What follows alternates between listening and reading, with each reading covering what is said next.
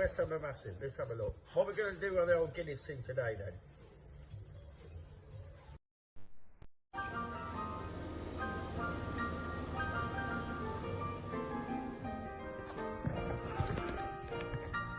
We are fucking massive. No, WeStHaM are massive. Let's have a look. What we're going to do.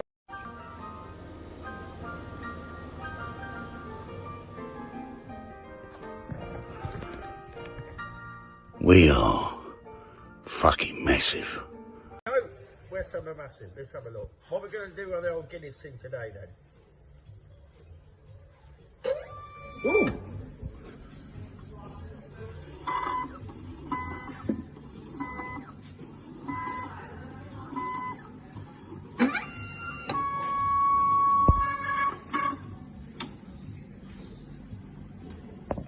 WeStHaM are massive, everywhere we go, everywhere we go.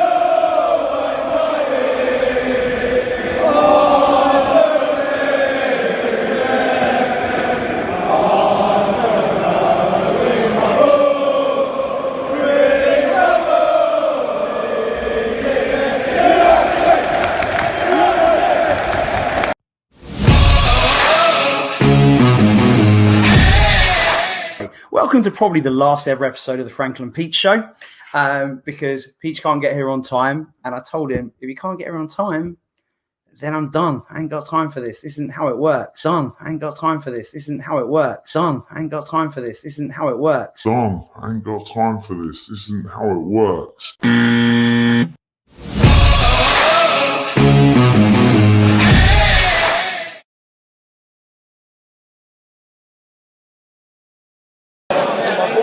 Yes, okay, Adam Frankel. Thank you for that. Yes, I did indeed receive a message from you a few days ago. Now, I won't confirm or deny whether I am the incredibly talented and good-looking Charlie Walsh. However, I did write you this lovely message. I hope you will enjoy it. Adam Frankel, quite frankly, embarrassing. Put your City shirt back on and start up, Man City is why we drink. Just think, the viewers would go up dramatically if it was just Wayne. Use your brain. Who actually wants to listen to you drop another name? Who remembers the time I played tennis with Dude Perfect? Collect your things, pack your bags and get off this show. I would say stick to the quizzes, but we all know how they go. L after L after L, constantly having a mare. Frankel, I think a 13-year-old got better than you there. I'm proud that my team won't win this. Come on, Frankel, dry up those tears. Commiserations to Adam Frankel on yet another big L. Cheers. I hope that answers your question. I look forward to listening to you guys on the podcast later on in the week. No, that's a lie. I look forward to listening to Wayne on the podcast later on in the week. Thank you guys.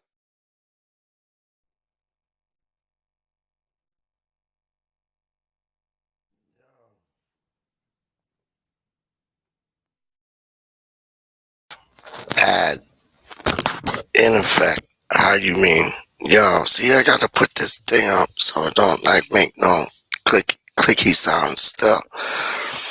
Hold up. No, that's just me. Hold up. Why is it like all blurry? Oh, it seemed like the bottom of the mic stand thing still. Now it's good. Now it's cool. PeacH is in effect. How you mean? rock two things. How you mean? Yo, so let me move this thing still, like. Yeah, so let me like. That looks dope. That WeStHaM thing under my mirror. That looks dope. Yeah, Canadians can't say mirror, right? We say it weird. Because it's supposed to be like mirror. But we say like mirror. Like mirror. It's weird. Yeah, I ain't having that. But yeah, hold up. Y'all can't even see me, man. You can kind of see me. Maybe if I put it like this way still, y'all see me better. Yeah, now you can see me better still. PeacH is in effect. How you mean? 100. Let's put that up like so and so. Word up. You can see like my telephone booth. You get me? Oh, see, I gotta put this thing on again because all you hear is clicking. It sucks. Hold up, hold up, hold up, hold up. Oh, shut up. Stop it. Yo. Now it's dope. Yo. So what was the show called? What like, oh, let me get my thing still. Yeah. It's like what? 4 in the morning. Was it like 4 in the morning? These ways. So it's like 9 in the morning where y'all are at. 4 in the morning these ways. Yo, things crooked though still. I'm gonna break this shit if I like move too much. Now that's good. Real talk. No, that's good. Word up. Excuse me. But yo, what was I talking about? RaNdoM. Honestly, we got what I was talking. Oh, what I named the show. What I named the show. I named it RaNdoM. WeStHaM. PeacH. I know there was a ToMaTo in there. There was an AvoCado in there. There was a BaNaNa in there. So it's like PeacH. There was like WeStHaM, RaNdoM, fruits and vegetables. So the fruits and vegetables, yeah. It's like, okay. Avocado's good on toast. You get what I'm saying? Real talk. If you ain't tried it, like my homeboy, Chicken Man, my IG. You get what I'm saying? He loves like avocado on toast and thing. And I never tried it. But I tried it just the other day, doc. But I put a spin on it. I had like, I did some toast up. Then I put like some butter on the toast. Then I put some Marmite on the toast. Then I put some avocado on the toast. Then I put like tomatoes on the toast. Hence your tomatoes and avocados. You know what I'm saying? Real things. But yeah, randomness is always randomness. Big up Adam Frankel. You know what I mean? Came on the stream earlier today. Yo, that shit got deleted by accident, straight up. Like, yo, pressed 2 buttons and 2 buttons went like that way. So, sorry about that. If you watched it live, you watched it live. If you wanted to replay, sorry. Apologize. That rhyme. What the? That rhyme, dog. You know what I'm saying? But it's like, yo, them things are nice, but still, you know, like toast, butter, Marmite, avocado, and tomatoes. Bosh. Straight up. Fire things still. But WeStHaM, let's talk about WeStHaM. Europe Conference or European Conference. I don't like the name of it because it sounds like Conference League. You get what I'm saying? I don't like the name of it because it sounds like Conference League, but it's Europe Conference. It was like if there was like a Premier League conference, you know what I mean? That'd be better than like Yeovil Town. Big up there.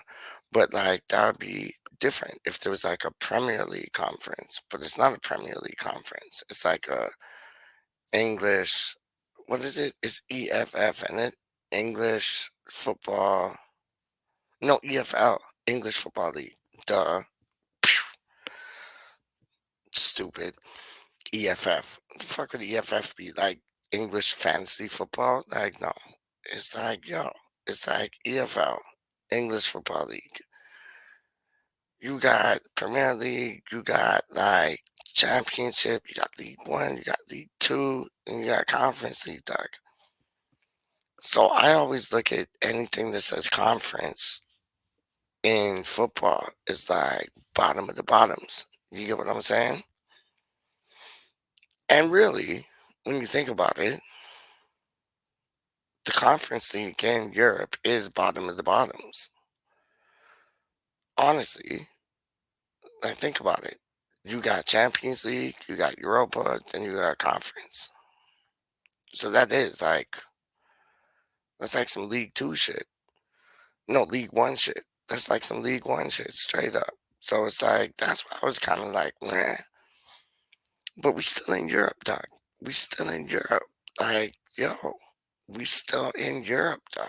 Like, yeah, but we still can't attract players. Like, I ain't talking transfer things. Let's talk transfers. No, thank you. That's not my cup of tea. I'm wheezing. That's not my cup of tea. I always say this, and I'll say it again and again and again and again. Let the other man them do it on their channels. They have fun with it. They do it good. Enough respect to them. Great. On this channel, no thank you.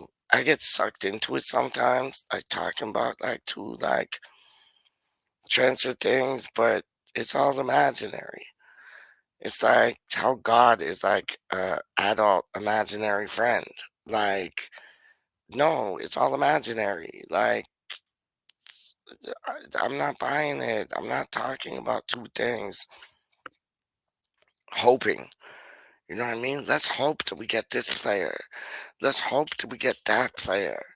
Like Mitch said it best on E20's own TV, doc. He was like, he said he was on Twitter and something, and people are raving about this transfer and that transfer. And like, oh, we done this, we done that. We ain't done shit. Because we done let 4 players go.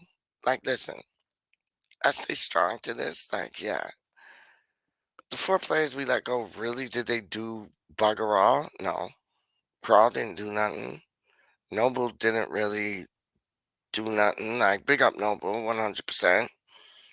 Thought it was beautiful. Like Pep Guardiola had a word with him after his last game. I was just about to say the bowling.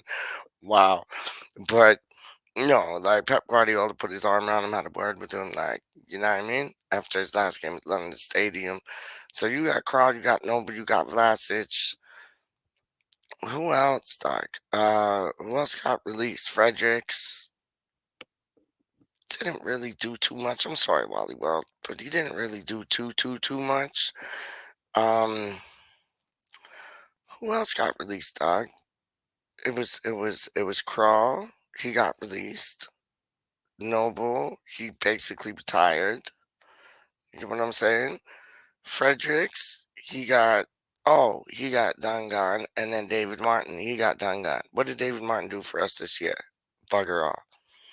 What did Fredericks do for us this year? Maybe out, like, if he played 5 games, he did 2 games good. So nothing. What did Crawl do for us this year? Nothing.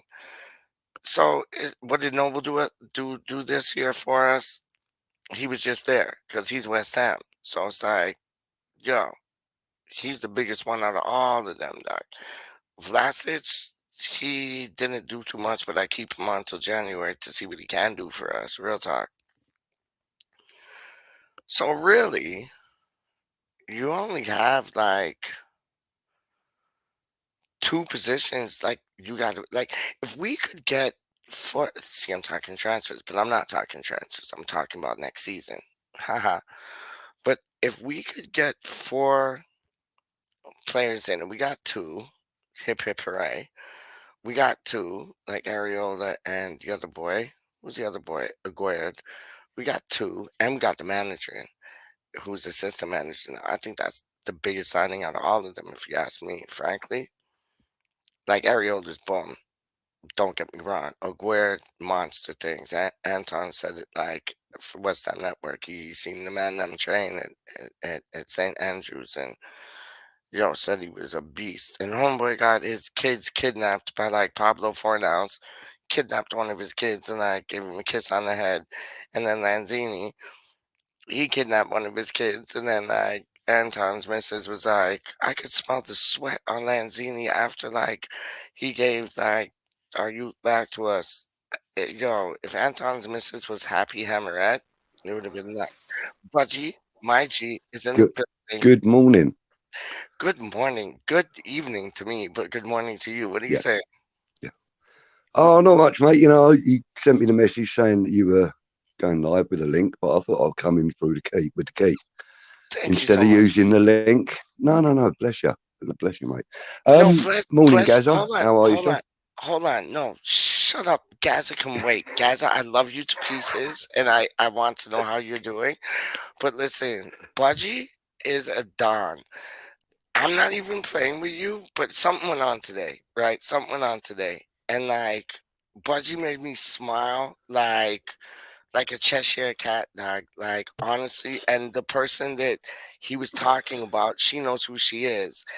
He made her smile like Cheshire cat things. Dog, you're a legend. You're a legend. I love you, I'm just homeboy. happy to You're a put a legend. smile on people's faces, man. That's That's all. what it is, though. Yeah. That's what it is, though. Yeah. That's what it is, though. Okay, continue with like Gaza and all Oh, that.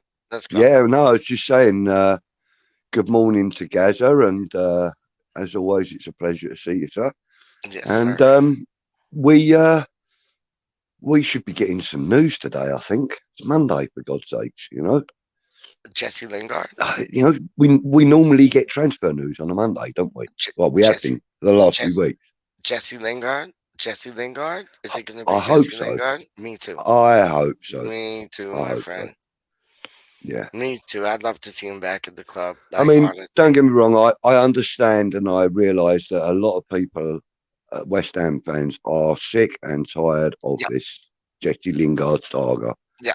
We all are. We're all tired of it. We all want it to be over. Mhm. And you know, I got to be honest with you. I was watching. Who was I watching yesterday? There was a show I was watching yesterday. I can't remember who it was. Oh, I think it was TalkSport actually. And someone Simon said, Jordan, I'm pretty sure. Yeah, Someone said, I'm pretty sure that West Ham fans would like to have an end to the Lingard saga, whether he signs for us or somebody else. Let it just be over. Yep. And I agree with that sentiment. Me too. Completely. 100%. You know, look, we want Jesse Lingard at the London Stadium. A lot of us do.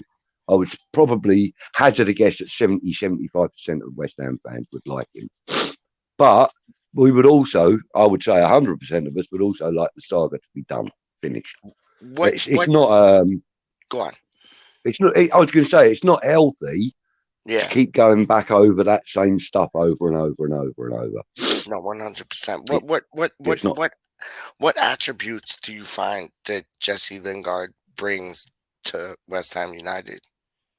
Well, first of all, his desire to play. Yes. Now, players, look, 100% of players want to play.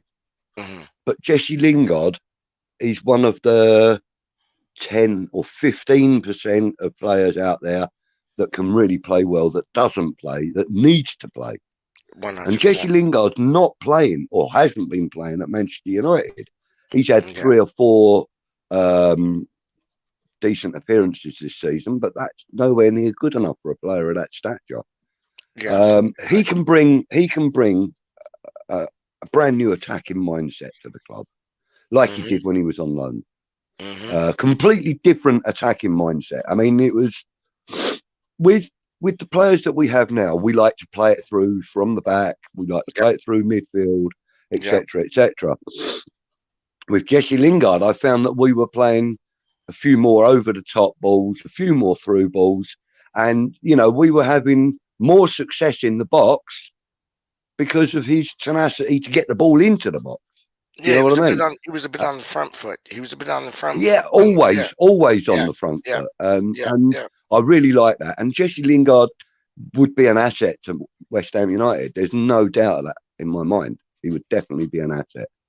And he would probably be a regular starter as well. Oh, I'm saying what Gaza said. Do you believe this? Like for Gaza, he's saying Lingard is more interested in money than playing for West Ham. We should have we should have gone for Potter. King Louis Potter.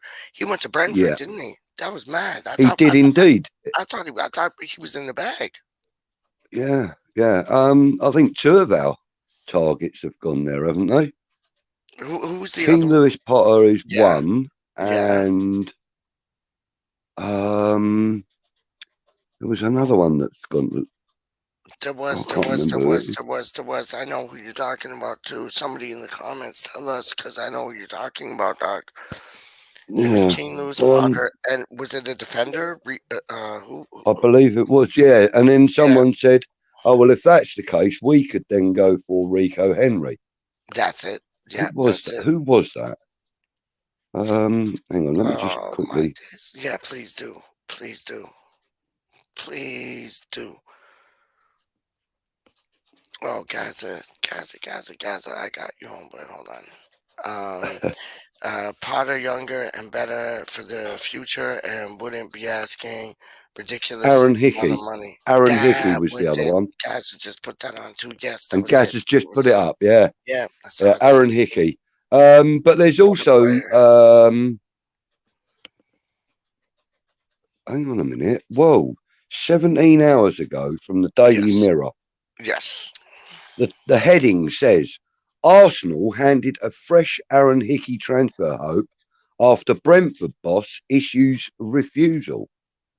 Arsenal Ooh. have been linked with a move for the Bologna defender for some time, and despite Ooh. Brentford stealing a march on the transfer, the Bees boss has now given a surprise say on the deal. Ooh. So what? He's still up for market then. Yeah, it's been suggested that Brentford have agreed a £14 million deal with the Serie A club regarding a switch, with the hope that Hickey will fly to the UK to undergo a medical and put final touches on the switch next week. But despite a deal appearing to be imminent, Brentford boss Thomas Frank has remained tight-lipped on Hickey's potential arrival, but did signal his excitement at discussing the player's potential as of when he officially puts pen to paper. Yeah, but So he hasn't actually signed anything yet, and Arsenal are getting excited, basically. Yeah, and he's gonna That's do what it that's David about. Moyes, and yeah, 100%. That Frank cat's gonna do it David Moyes, keep it tight-lipped, and then like just announce it when it's I think like he's done. probably one of my favourite managers outside of West Ham. Oh, big time. He's one of my favourite managers in the Premier League. You know, I mean, Big time. don't get me wrong. I know exactly what Pep Guardiola's all about, and I know how good he is. And the same with, Jurgen Klopp. They're both great managers. Great. And probably, the best 2 managers in world football right now. But I think Thomas Frank is such a great character. He's definitely got a lot of, I he's like got Thomas, a lot of drive about him. I like Thomas Frank, Doug. I like Thomas Frank and Graham Potter better than I do Pep Guardiola or Jurgen Klopp.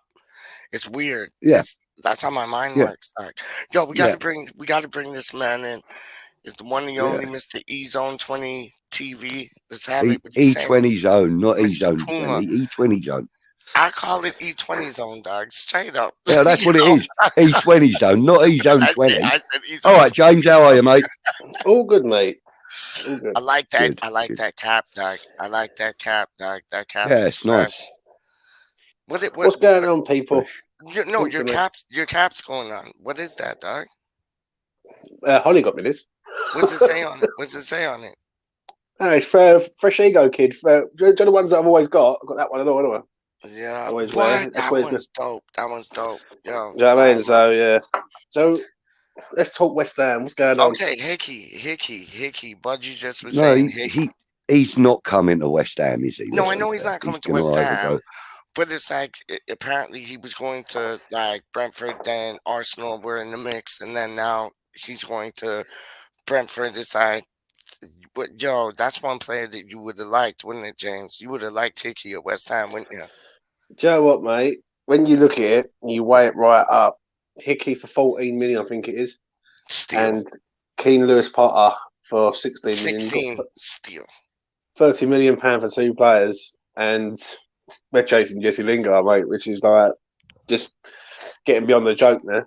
That's what you were saying. Budgie was saying that, dog. Budgie was saying that, man. What's your thoughts on Lingard? Like, you had enough? Because I Yeah, seen you mention Lucas before. That was a wicked show, by the way. But it's Mm. like I seen y'all talking, and it's like enough is enough. And people are pissed off, Peach. The fan base are pissed off with this situation. For all the years that I've watched West Ham, Budgie could probably agree. Budgie could probably agree with this. I've never ever seen a signing. West Ham try and sign a player for over a year, get rejected multiple times. I have, and still go after the same player, and still go after the player again. I've seen it before, Doug. I've seen it before, and his name was Bacca. Straight up, we were after Bacca. Carlos Bacca. Y'all 100, dog. Year after year after year, dog. I don't remember Bacca rejecting us though, like multiple times. I remember him. The owners did. The owners did. They were like, they thought our owners were flipping. They thought our owners were like how you think our owners are, dog. Like dickheads, like straight. The problem is, yeah, and I said this on my channel last night with Mitch and Lucas, and it was good. It was a really proper good show, I must admit. It was 100. And I turned around and said, I don't blame the board on this one, because the board are looking at it and Dave and saying, Dave, what's going on? We need Lingard sorted. Then I can understand why the board have gone after Danjuma and other players and looking at, and they're getting offered other players because they're looking at it as a backup plan. Because let's be honest, there's no guarantees from anyone right now that Lingard's signing for West Ham United Football Club. No, not a chance. Not a chance. Yeah, not a chance. So their attitude is basically, we need to make a decision. 100. What were you going to say, Budge? I was just going to say there's a comment on screen for you. Oh shit! My bad. That's all right. I got the comments. Don't worry. Oh, you're dope. You didn't read that one. You didn't read that one, Pete. I didn't read that one. You wait. You will be happy to know that Ronan Keating's son. Ronan Keating gone into Love Island. He's after Michael Owen's daughter. Michael Owen's daughter, she's a sort. Don't get me wrong, she's a sort. But I would never get with that just because her father is Michael Owen, dog. Like, I think he's a prick. I honestly do. I thought he was a good footballer, but I think he's a prick of a person, dog. Straight up. Like, that's 100. Gaz is saying that according to Darmish Seth, we made a bid for a Lille midfielder, and he can't think of the guy's name. You heard of him, James? Have you seen him play? You heard of him? Seen a little bit of him. 20 years old, I think. He's Belgium. Is he all right? Is he all right? He's all right, mate. But it's shit again. It's West Ham of old, isn't it? Yeah. It's West Ham of old. Yeah. Like, goes in with a bid for 23 million. Yeah. I think Lille want something in the region of 35. Oh, so it's like, yeah. Do you know what I mean? That's why I don't sort of get carried away. I've done the space last night on Twitter with a load of people, and I turned around and I said, I'm not getting excited over this one, because this one just seems like West Ham are trying to get over the bad weekend of transfers that we've let go. Yeah. Like we've let the left back go from AZ Alkmaar to Ajax. We've let Hickey go. We've let obviously we let Kino Potter go. Yeah. There's another player that is in there that's gone. You know, I think Tielemans on his way to somewhere else. Yeah. That's what you and Mitch don't look like Danjuma's going to be coming this way either. No, another one we've let go. And that's what James did. That's what James, Mitch, and Lucas were talking about. It's like sand falling like in between your like finger cracks. Like it's the sand's just like we're not grabbing and cupping the sand, dog. It's just like I've got a question for both of you. It'd be interesting to know. Yeah. It'd be interesting to know what you think. Now I see this on a show the other day, and I thought it's a good question, really. But when does Moyes' credibility start to run out in regards to things? Because he's done great, but this Jesse Lingard situation is affecting us in a way that is affecting our transfers. It's affecting everything. I know, but at the end of the day, dog, it ain't over till September 1st. So you have to give to May. It's like the league ain't over till May. But we'll be 5 games in though, PeacH. I know. But it's 38 games though, isn't it? So it's like his credibility, I think, if he signs another crawl, that's like 2 steps down. You know what I mean? Like he has to get. I'd rather quantity than quality, but his credit will go down if we don't get those. If we don't get that if we don't get two center forwards and 2 left-sided players. I want a left midfielder and a left back. I'm being greedy, but I want that. Honest. Yeah, but you can't forsake quality for the sake of quantity, mate. No, You've got to have quality first. No, that's what I. No, that's part of me. That's what I meant to say. I want quality more than quantity. My bad. Yeah. No, 100%. The thing is, though, PeacH, and we all know this. David Moyes is basically a fucking, a law unto himself. You know, I mean, he's been basically given the nod to deal with transfers and stuff, and the board have said that they will back off, which they've kind of done. Transfer window after transfer window after transfer window. Done though, yeah.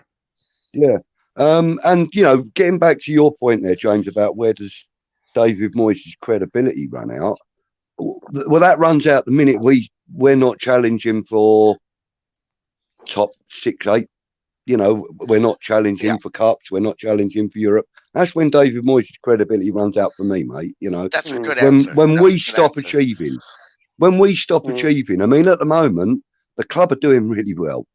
I mean, there's no denying it. We've qualified for Europe for 2 years in a row. Never done that in our history, regardless of what competition it is. We've never done that in our history. So, for me, David Moyes' credibility at this moment is at an all-time high for me. I still have some concerns over some of his tactical and technical decisions, but having said that, I would imagine that City fans feel the same way about Guardiola at times, especially when they can't beat a team like West Ham, or when they can't beat a team like Watford, or whatever the case may be. Same thing with Arteta. So let me ask you this then. Let me ask you this: what's the bare minimum this season for you? For me, qualifying for Europe again. 100. Qualifying for Europe again. Oh no, so if that's the bare minimum.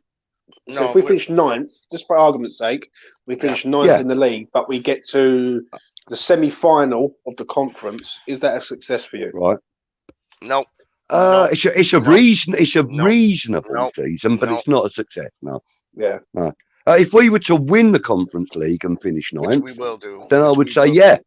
Yeah. I would say that's quite a successful season. I mean, but in that also we've got to do reasonably well in domestic cups as well. For me, I agree. If we can hit the quarterfinals of any of the domestic cups, then I think we've done all right. I think you're going to see a treble. Hold on, let me just say this. I think you're going to see a treble. I think West Ham's going to win the FA Cup. I think West Ham's going to win the league, and I think West Ham's going to win the Conference League. And I know everybody's like, "Oh, PeacH, you're off your rocker." Da, da, da, da, da. I think it's our time, but that's like on a side note. But you go ahead. Well, I think you're very, very wrong about the finishing top. Imagine if I'm right, though. If you were right, PeacH, I swear to God, I will get on a plane, come over, and buy you a pint. Love you, dog. Love you. If you was right, PeacH, I'll buy you a year's supply of cider, mate. That's what he said before. James is like 5 times. You know what I mean? I think me and James will be on the plane together. We'll come over together and we'll come buy you a pint, mate. You know what I mean? Mate, I'll buy you a brewery. But kind of a distillery, dog. You know what I mean? But no, I think, James, I think the bare minimum this year is to qualify for Europe, isn't it, really, to be fair? Again, if we can do that again, 3rd year in a row, that's really laying down some proper club history,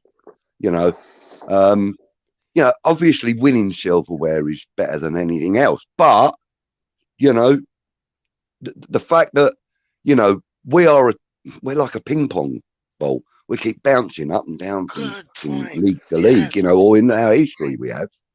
Yeah. Now we're kind of establishing ourselves as a top half Premiership team. It's taking time. We've only really 2 years into that program. Yes. So I think that, we should be a little bit patient and less expectant, I think, as a fan base, and B, we should be a lot more supportive and more vocal about our support as well. You know, I'm not saying that, you know, and please don't take this the wrong way. I'm not saying that anybody that's GSB should shut up. I'm not saying that, because, you know, anybody that is, you know, GSB out or GSB in, they've all got a right to their own opinions and stuff. And to be fair, GSB in and GSB out doesn't affect what happens on the pitch. Only really David. The one thing I will say on that, does it? It does, and I'll tell you. One thing I will say on that, just hold on, just before you talk, James, and I'll let you get on in 2 seconds. May 2023 is gonna be like Christmas to me, dog, because they are gone the fuck out of our club, dog. Real talk. That's gonna be like Christmas to me. Anyways, James. Are they? Yeah, we're all hoping they do. We're all hoping they do, but they've never actually stated that they go. I will grab David Sullivan by the scruff of his neck. In 2023. I don't know why. I wouldn't be at all surprised if they do, guys. But you know, they've never stated that once that happens that they will go. We're assuming that because we know what greedy bastards they are, and if they haven't got to pay that tax bill, then they're going to do it. They're going to do that, make their dough, and they're out. The only thing I will say on GSB, and listen, I'm the most GSB out person probably on YouTube, but. For me, when I look at them with the Dan Juma situation, I can understand their frustration as an ownership. Like if you run a business and you keep trying to tap for a player and he's not having none of it, eventually you've got to move on. You've got to go, right, this is not working. We've got to look for other alternatives. And if Dan Juma gets offered to WeStHaM and Rob Newman says, he's a top player, he went through Bayern Munich on his own. You know what I mean? He's done excellent in the Liga. You're right. I can understand the ball saying, Dave, we've been offered you a player because Lingard is up in the air at the minute. Do you know what I mean? Yeah. So when I can't sit there and criticise the board on this one. I can criticise them for a lot of other things, but I can't criticise them on this. Because I feel as a business, you're looking at a situation basically where we need a player to come in and we ain't got one. And we're running out of targets, basically. You're right. Yeah, and we're running out of options. You're right, too. Yeah. Yeah. Our shortlist has gone down the pan. Oh, God, yeah. Mind you, we've never had a shortlist. It's always been about a mile long. No, 100%. We've been linked with more players than anyone this year. And it's ridiculous. Have you seen that little meme that's going around? Somebody's made up, they've mocked up an official WeStHaM press release magazine thing, and it says, you know, the players we're linked to, and then it's got a number like 2,995 or something ridiculous like that. It's quite funny. I found that quite amusing. No, that was JP. That was JP. WHUT. Yeah, that's him. It was like whatchamacallit? It was like a sticker book. It was like a sticker book. Oh yeah, that was it. Yeah, Panini sticker book. That was it. Yeah. Collect all 2,995 or something. That's quite funny. And Russie B, DJ Russie B from WeStHaM Network, he done said the same thing like last summer. We were linked to like over 100 players.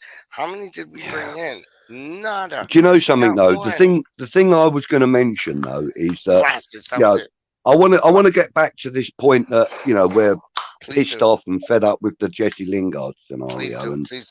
The thing is, you know, I have to say, and I have to put my hands up right now, is that I am also guilty of what I'm about to say. Okay, that I think all this Jesse Lingard saga, etc., the fuel to that fire has been added by guys like us. Ones that do YouTube, you know, and we're the ones that add the fuel to the fire on that. If we were to shut up and say nothing about Lingard, nobody would be fed up with it, and we wouldn't know one way or another whether we're getting him or not. You know, but is it us? We still don't know. Is it us? I'm not saying that we're the cause of it. Yeah, I'm saying we're fanning the fire. We fan the fire. I agree. Is it us, or is it Jesse Lingard literally keeping his options open, like because he's looking at West Ham basically as a last resort rather than a first resort. But who knows? Like Jesse Lingard could Well, who already knows? have. Yeah, who knows? Jesse Lingard could have. Because the problem things is in with place. the Jesse Lingard thing, and I Honest. understand. On one hand, I can see the side of people saying, let's not say nothing, right? Let's just wait and see what happens. And on the other hand, I can see people Yep. saying, well, this is a man who we saved from football, really. If we're gonna be honest, right, we saved his career. And we've waited over a year for this man. And That's real. if Lingard turns around and says he doesn't want to play for West Ham United Football Club, David Moyes needs to accept that. He doesn't want to play for us. 100. And I just feel David Moyes can't let this man go. There is something very strange and weird with this, which is very off-putting, if I'm being honest. But, because you know, he's there, like, you know, a relationship between them two guys that we're not aware of. You know, it might be that Jesse Lingard looks as David Moyes like an uncle, or you know, something like that. Maybe, you know, it could be that there is a personal connection between them, which is why this link has always been there. And it's dragging on. You know, I mean, there's no official statement from Lingard. There's no official statement from West Ham other than the fact that he is a target.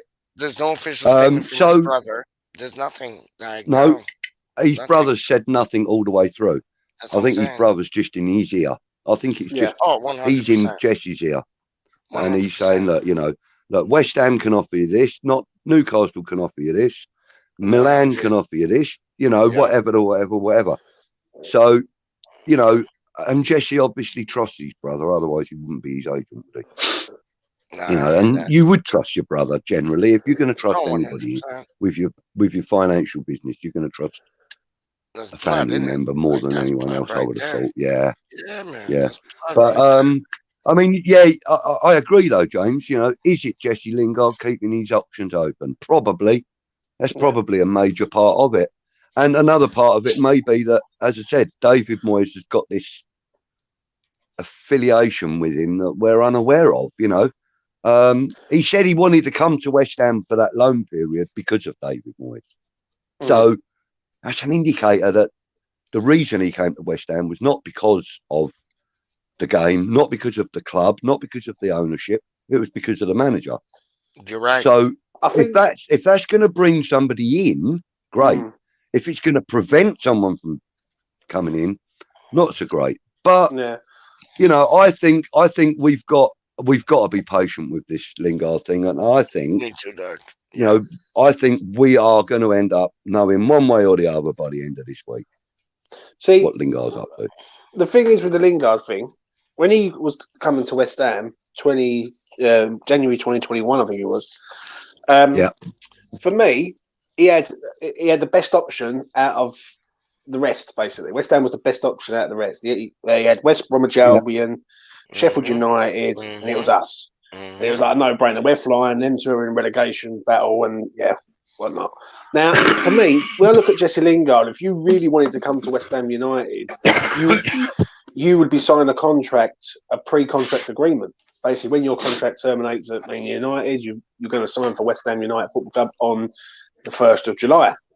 Now, the 1st of July, the 1st of July has been and gone. And the problem I do have with this situation is Jesse can wait 2 months. He can wait about for 2 months and go, you know what, I'm just going to weigh up the options. And we could be sitting on our hands going, well, what's this man doing? And another thing, before I sort of shut up, is that if Jesse Lingard does sign for West Ham and it doesn't work out how we expect it to work out, he's going to be massively scapegoated, mate, big time. Because people are going to look at him and go, "We've waited a year for you," and I think he'll be. And you ain't done it. Yeah, you ain't done nothing. Yeah. So it is a bit of a. I think, if I'm being truthfully honest, I think West Ham should just move on from Jesse. Like, really should. Yeah, I kind of agree with you. As much as I'd love to see him wearing claret and blue again, I agree. I think we should move on.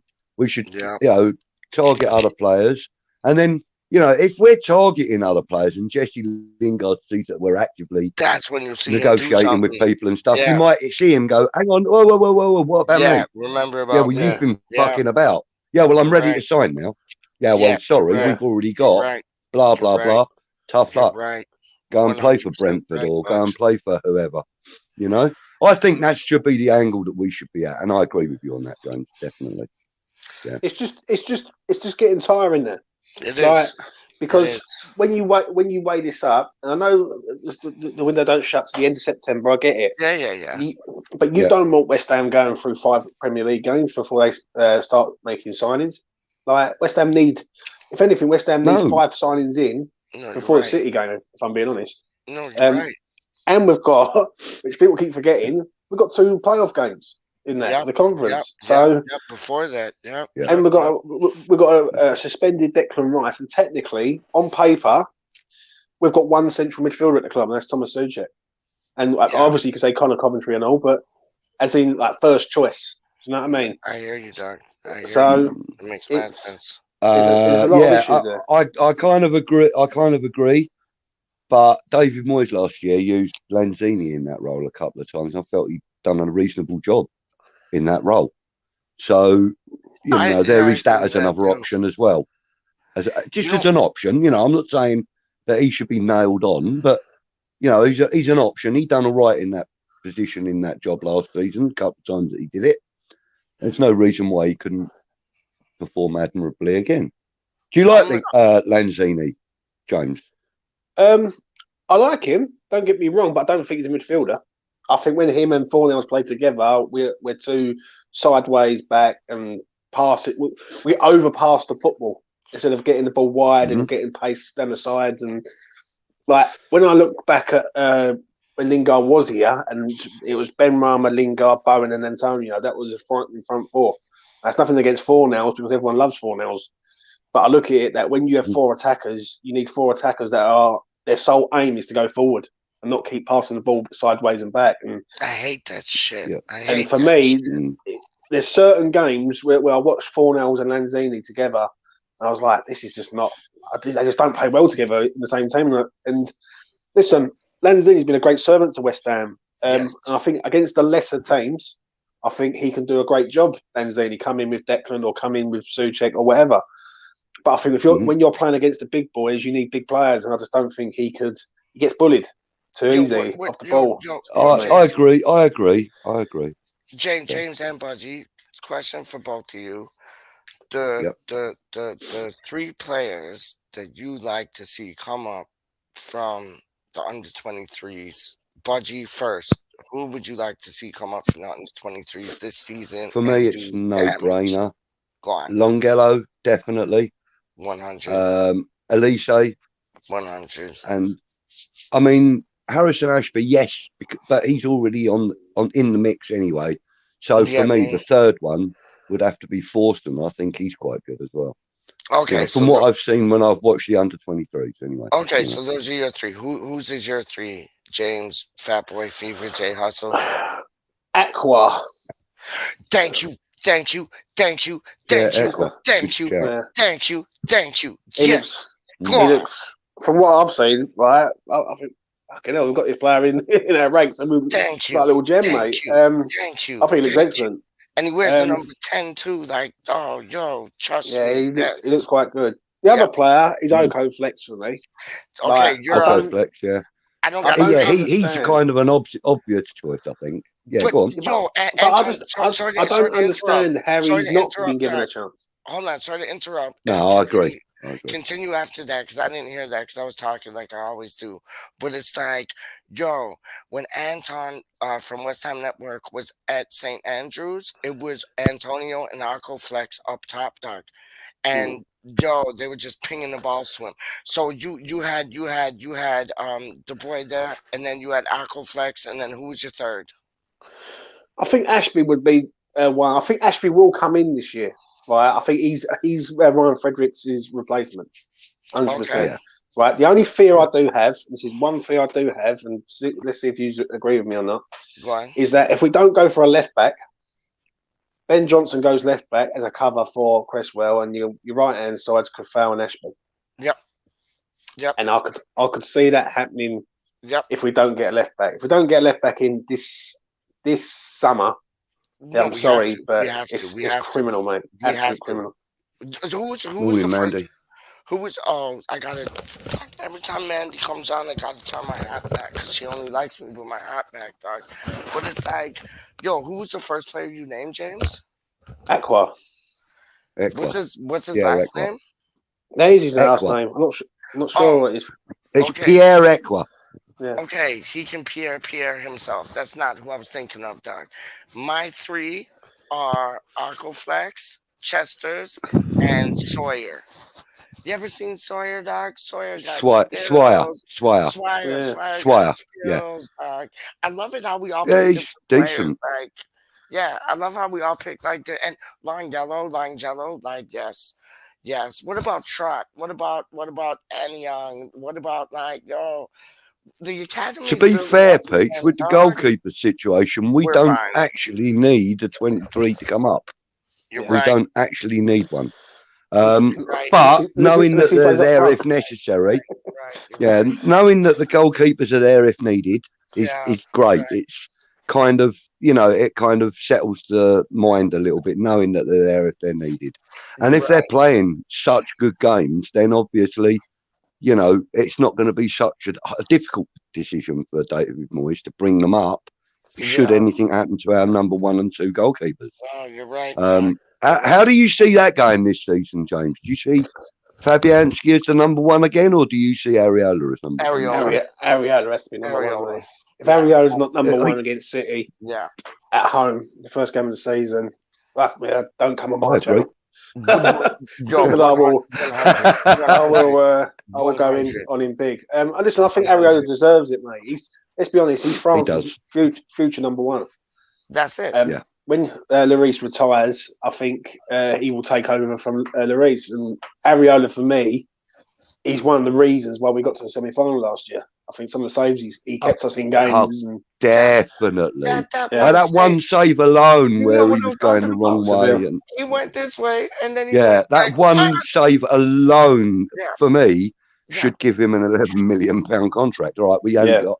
We got him for just over 8.5, I believe, wasn't it? I think it was, 7.75. I think it was, So, was it 7.75? Oh, €8.5 million. Yes, it must have been.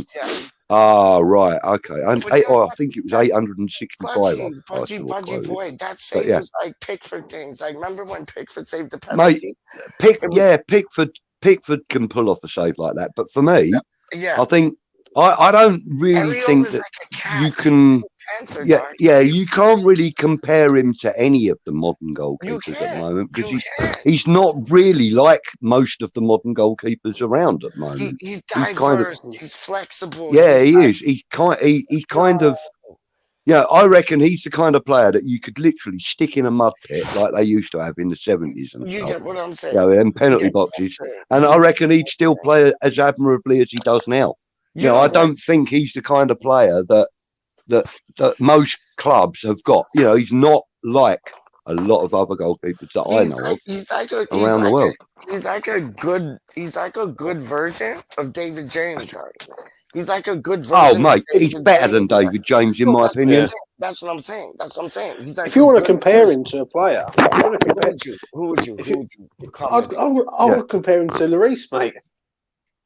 If you want to compare him to, kind of, but I think he's more agile than Lloris. I think he's got a lot more about him in the way that.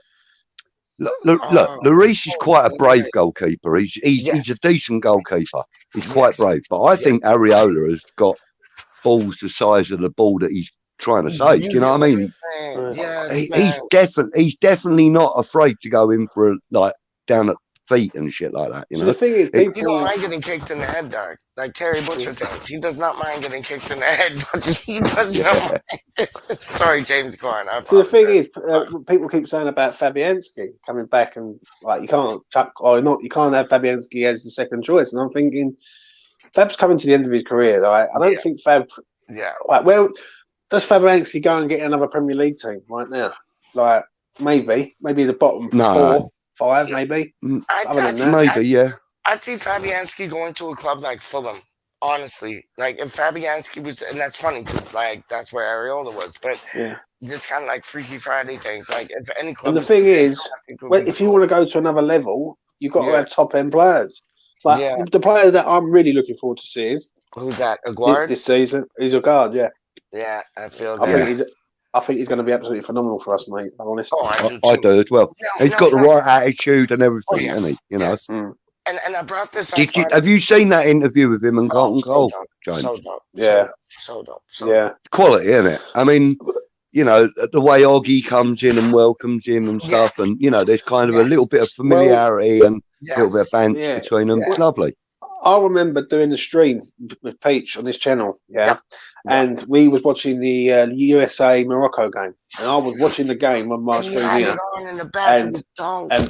and I was literally turned the camera around, and I was just literally following this geezer around, and some of the stuff he actually done was absolutely phenomenal. And I know people can't get giddy over one game, but I use the USA game as an example because I knew USA will have good attackers, certain good attackers like Pulisic and things like that. And I wanted to see what he was like against being constantly attacked. And the only thing that I've got a negative on with him, the rest of it is all positive, is that he just doesn't come out fast enough for shots that are incoming from outside the box. That's the only thing I will say. Right. Other than that, he's good in the air.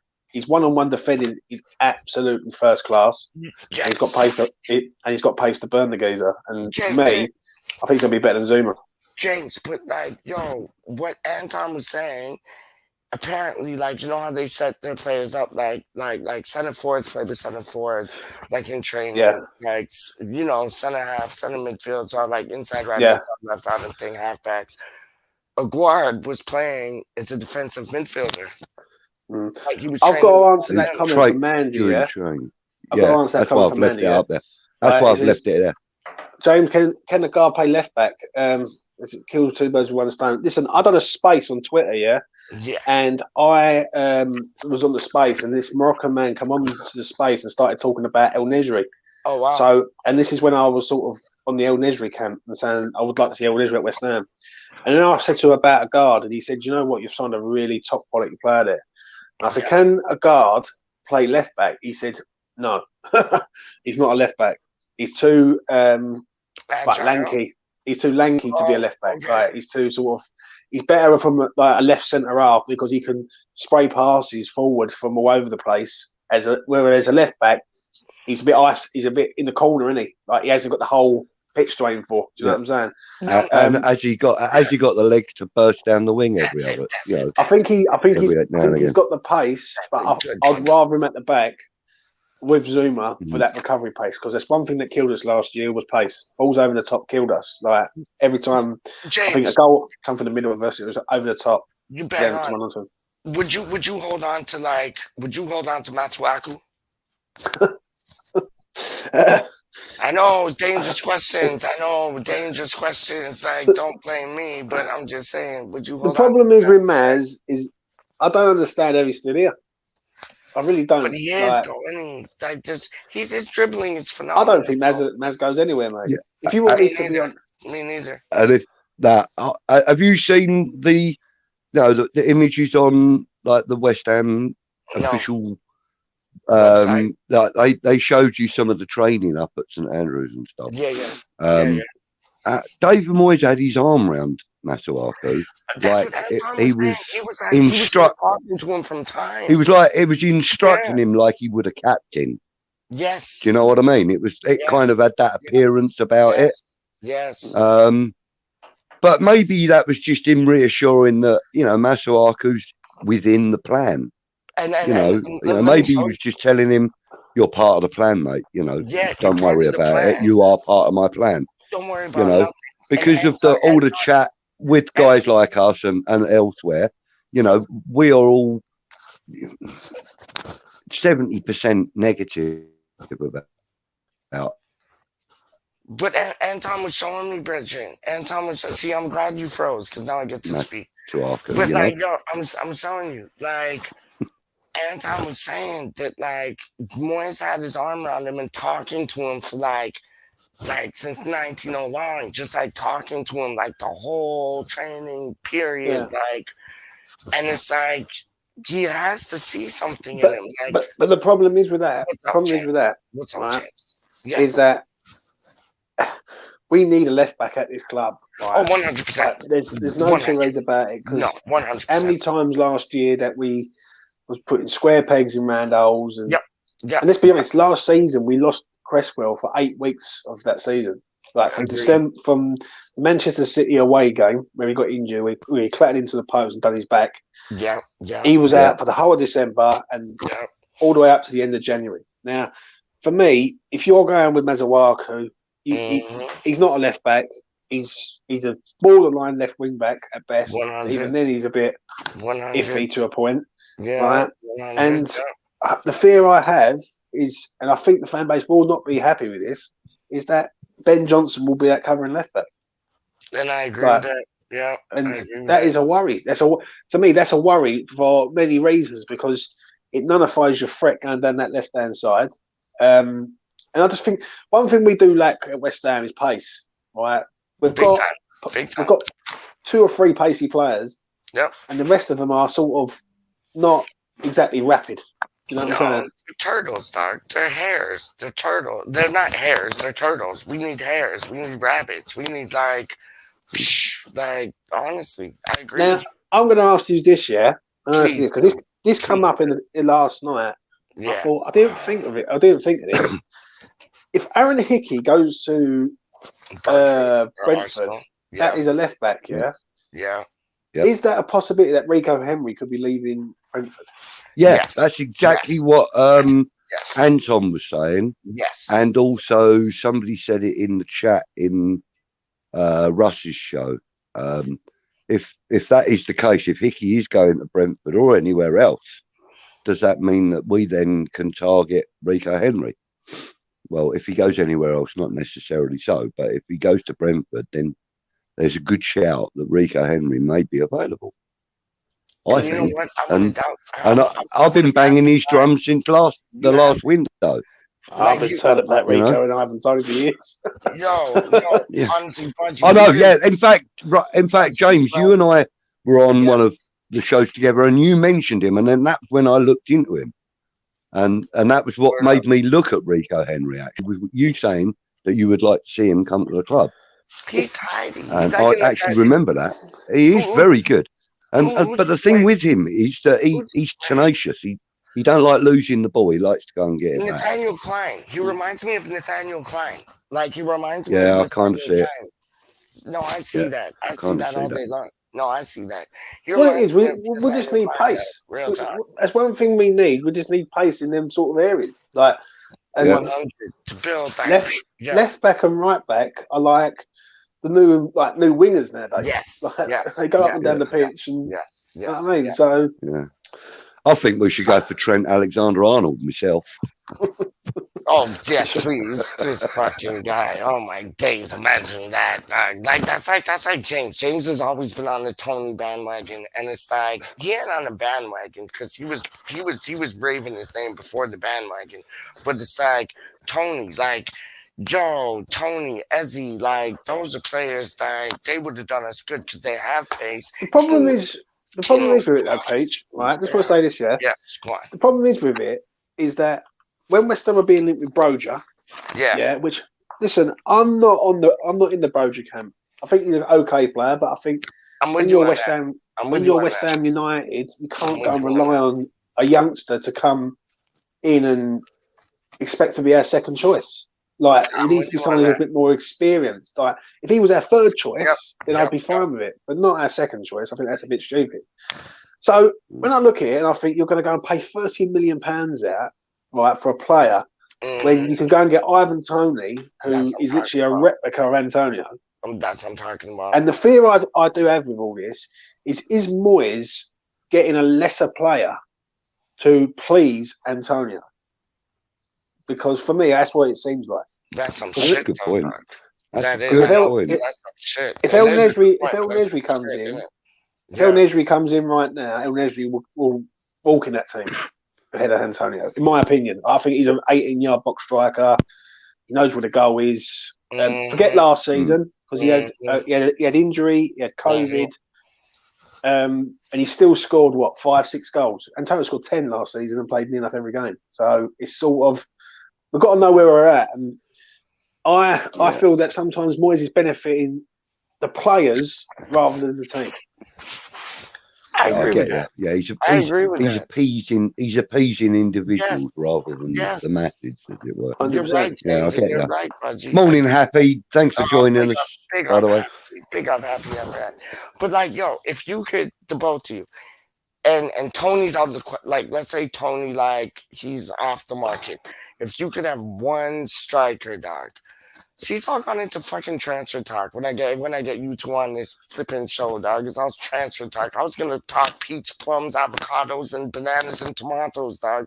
But like, okay, transfer things. If you could get one striker, who would it be?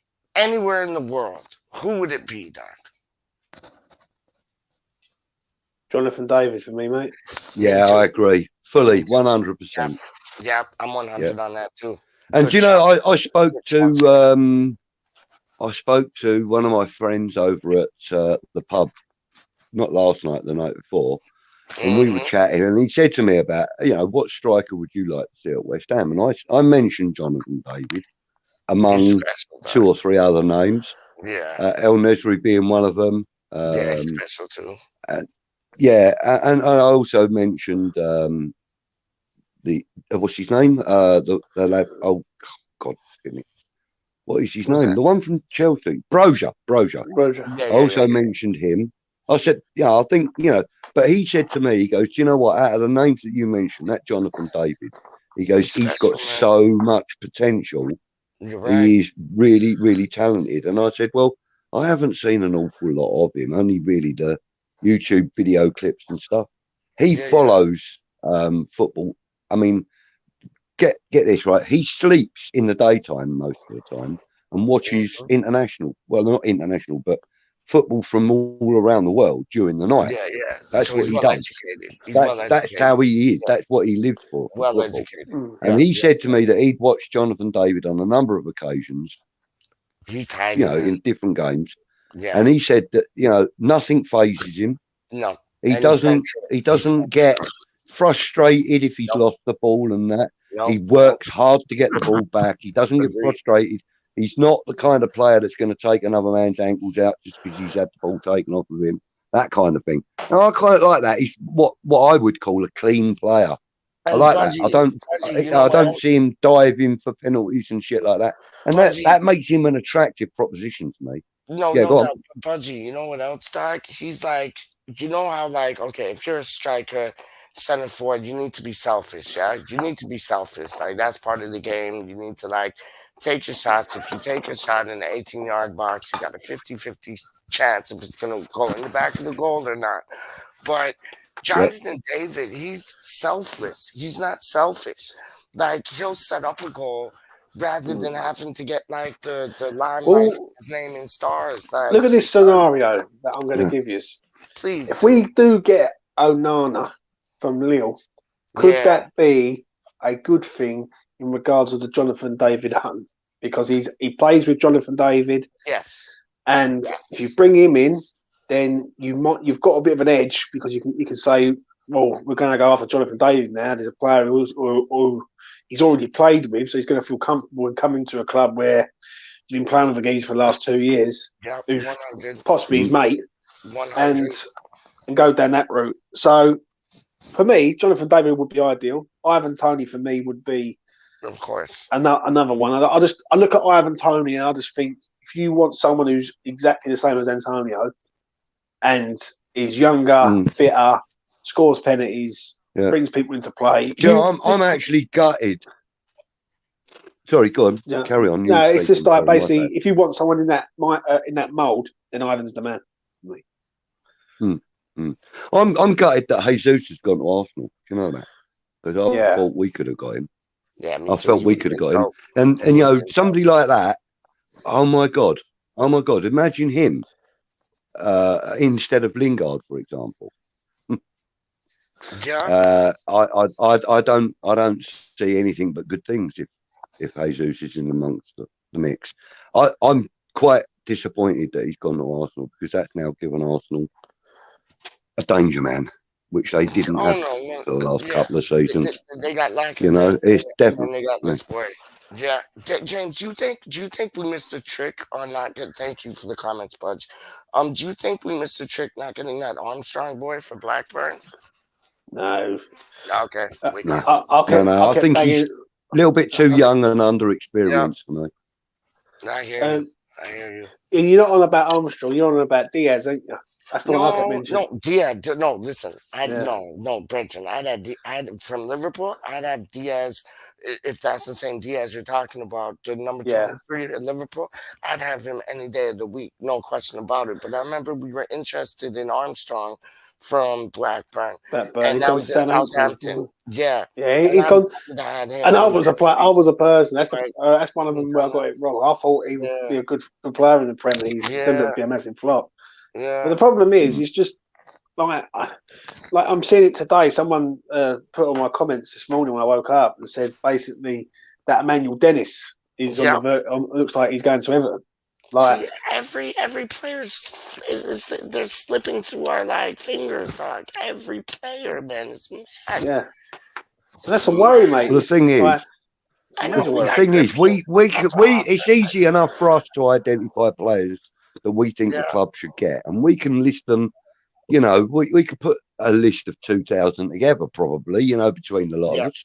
But the thing is, are the club interested in them? Do they see what we see? Are they looking for what we're looking for? But you know, we claim to have that kind of knowledge that we know what the club needs. You get what I'm saying? I'm sure we do. You know, but you get what I'm saying. We're not actually in place in the club, and we're not. Yeah. It's not our necks on the line, is it? Really? No. Yeah, but for how many players we get linked with, though, right? For how many players we do get linked with, for how much business we do, and I think Gary Gazza put in the chat earlier on, we do one deal at a time. Yeah. And that to me just makes no sense whatsoever. When you're right. Like, when you need it does to me. That's right. It doesn't to me. It doesn't. Yeah, it does to me. In the respect that if you concentrate on one signing at a time, you're not distracted by this one and that one and that one. You're concentrating on that one signing. You can strike it all out a lot quicker than you can if you're dealing with 4 or 5 at a time. Right. That's why I say I can see the sense in doing it one at a time. But because you can concentrate on that one job. No, but think about it. We got Rob Newman. We got David Moyes. We got. But wouldn't you agree, though? Different. Like, sorry, dog, but we got Rob Newman. We got David Moyes. We got different eyes on different players. It's like they should be looking at 3, 4, 5, and they should have been looking at this from like 3, 4, 5, 6, 7. Yeah, but we're talking about the actual negotiations, not the scouting. But wouldn't you agree, though? Like when you say doing it one deal at a time. We're doing that with the Lingard situation. Yep. And that's stopping us from getting other players. That makes sense because we're putting all our eggs in one basket with one man. Yep. Well, are we though? Because Lingard was on holiday and said he didn't want to make a decision. So, you know, nobody's working on that at the moment, James, to be fair, because he's saying, I'll let you know when I've made my decision. So all their negotiations and that are done. I think that's tied up. Really, to be fair, you know, I think it's just basically down to Lingard saying yes or no. That's my belief. Do you think Lingard signs West Ham? Yes, it's already done. It's a done deal. It's a done deal. I don't think he does, man. I don't know. I'm undecided, James, on the simple fact that look, Lingard had a great time at West Ham when he came here on loan, and he enjoyed it. We enjoyed it. The club enjoyed it. We enjoyed success because of it, right? And that's probably in his mind. And that's probably one of the things that's making him say, I want to play for West Ham. And if I might... if we're not offering him the money that he's demanding, that might be one of the things where he's saying, all right, okay, I'll go and play for Newcastle or whoever. Who says will pay me? Who says he's asking for that money, number one? Who says he's asking for that money? Journals. I think he is. I don't. I think they're pulling like stories out of thin air. And I also think that the Lingard deal is done. It's done. And I think we're going to see a better. So let me ask you this then. Let me ask you this. Right? Bowen on their game now. Let me ask you this, Pete. Right? You know, a budgie, right? If Lingard wants 150k a week, is that worth it when you could go and get a Dan Juma That's what I'm talking about. who you might pay what 60, 70 grand a week to, and like fair enough, you've got a transfer fee, but you've also got a sell-on value there, and that's what people keep forgetting. 150 grand for Lingard's is too much for. I'd give Lingard. I agree. I'd give him 100K a week, and that would be his lot.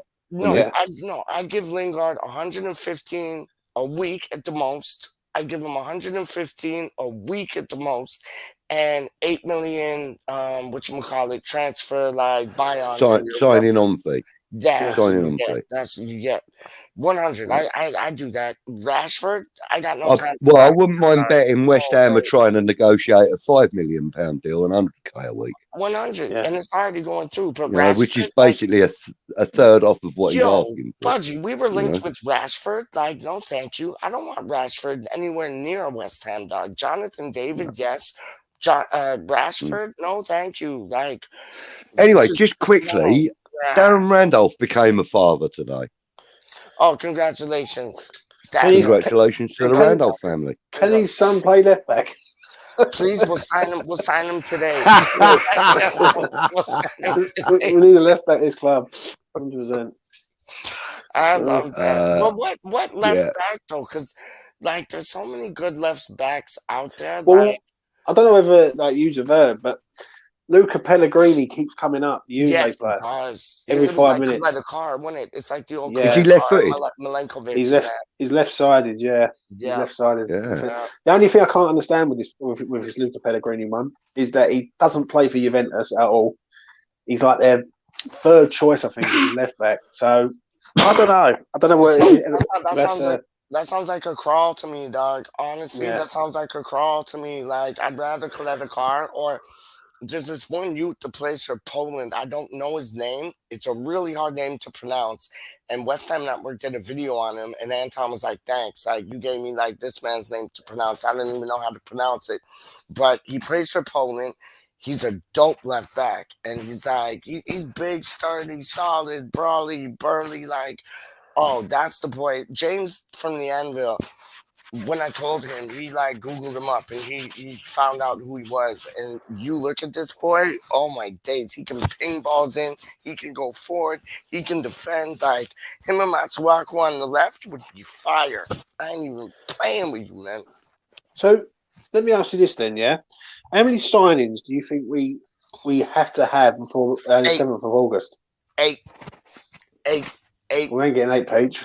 How do you know? How do you know, dog? How do you know? You don't know. It's like nobody knows nothing about the transfers. Like we don't know. We got 2.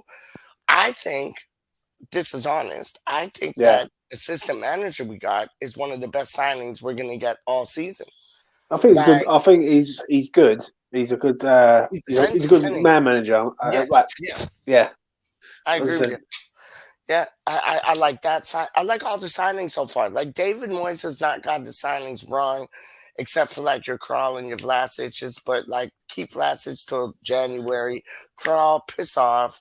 Like honestly, like Jordan Hugo, that was David Sullivan. That wasn't David Moyes. And it's like David Moyes has not got his signing wrong yet. So when you said, when you posed the question earlier, like when will David Moyes lose his like respect, basically, I think it's when like he brings in like some shit players, but it's like him and Rob Newman at the helm now. Let's see what this Rob Newman can do, because it sounds like he's just been twiddling his thumbs.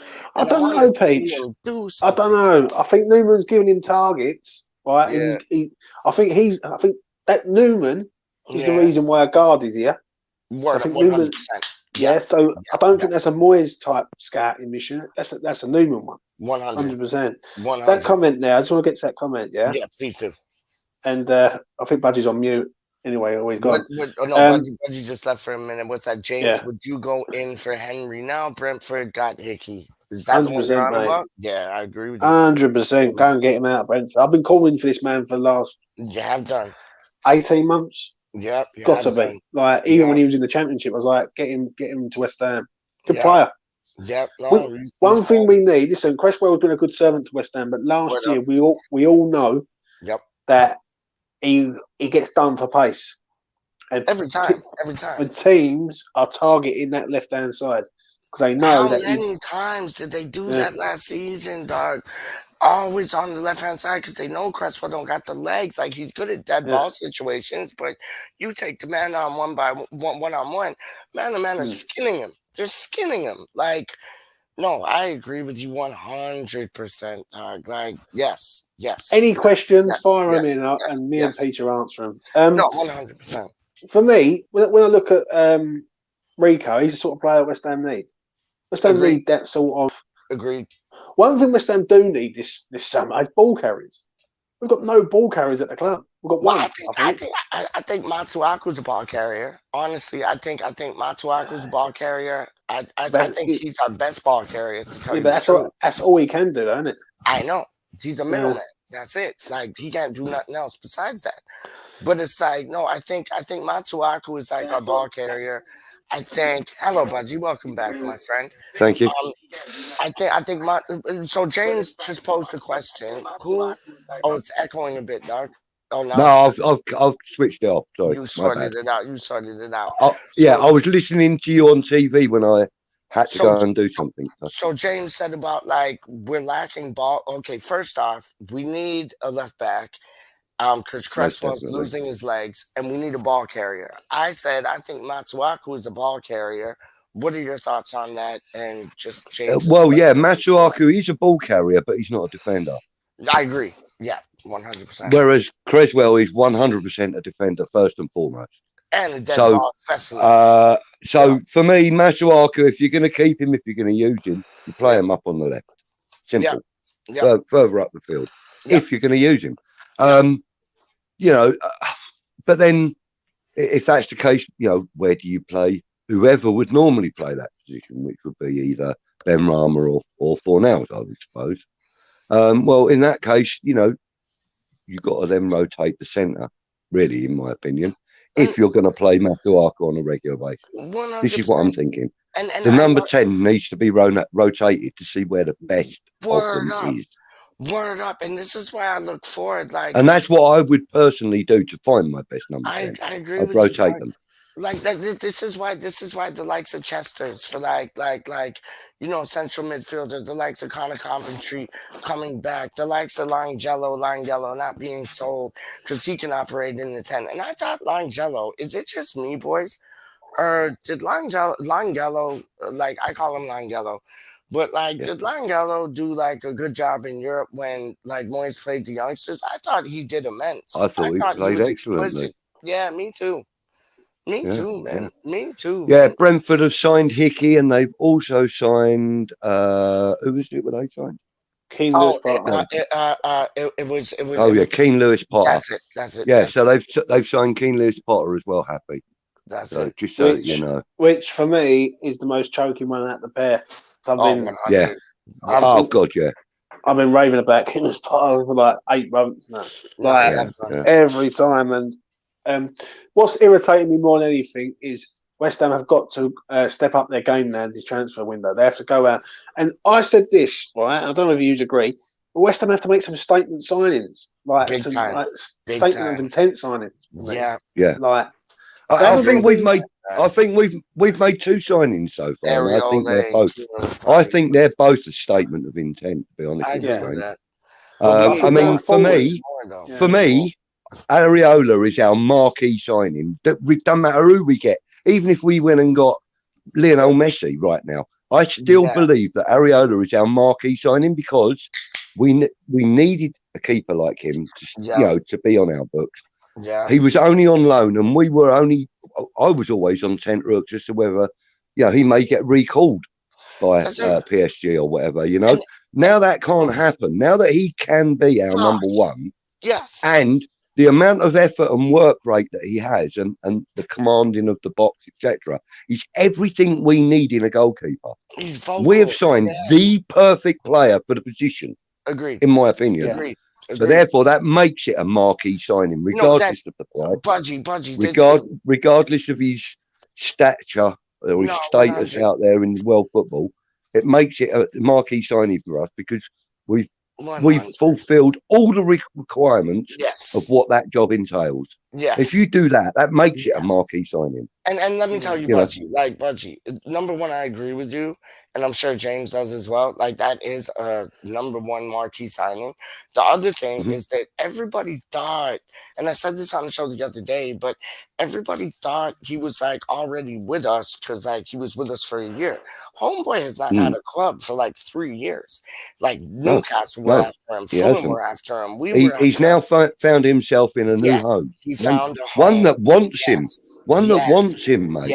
And that's really, really important. We all wanted the Areola signing. I mean, all three of us on screen here did. I know that for a fact because we've all stated it today.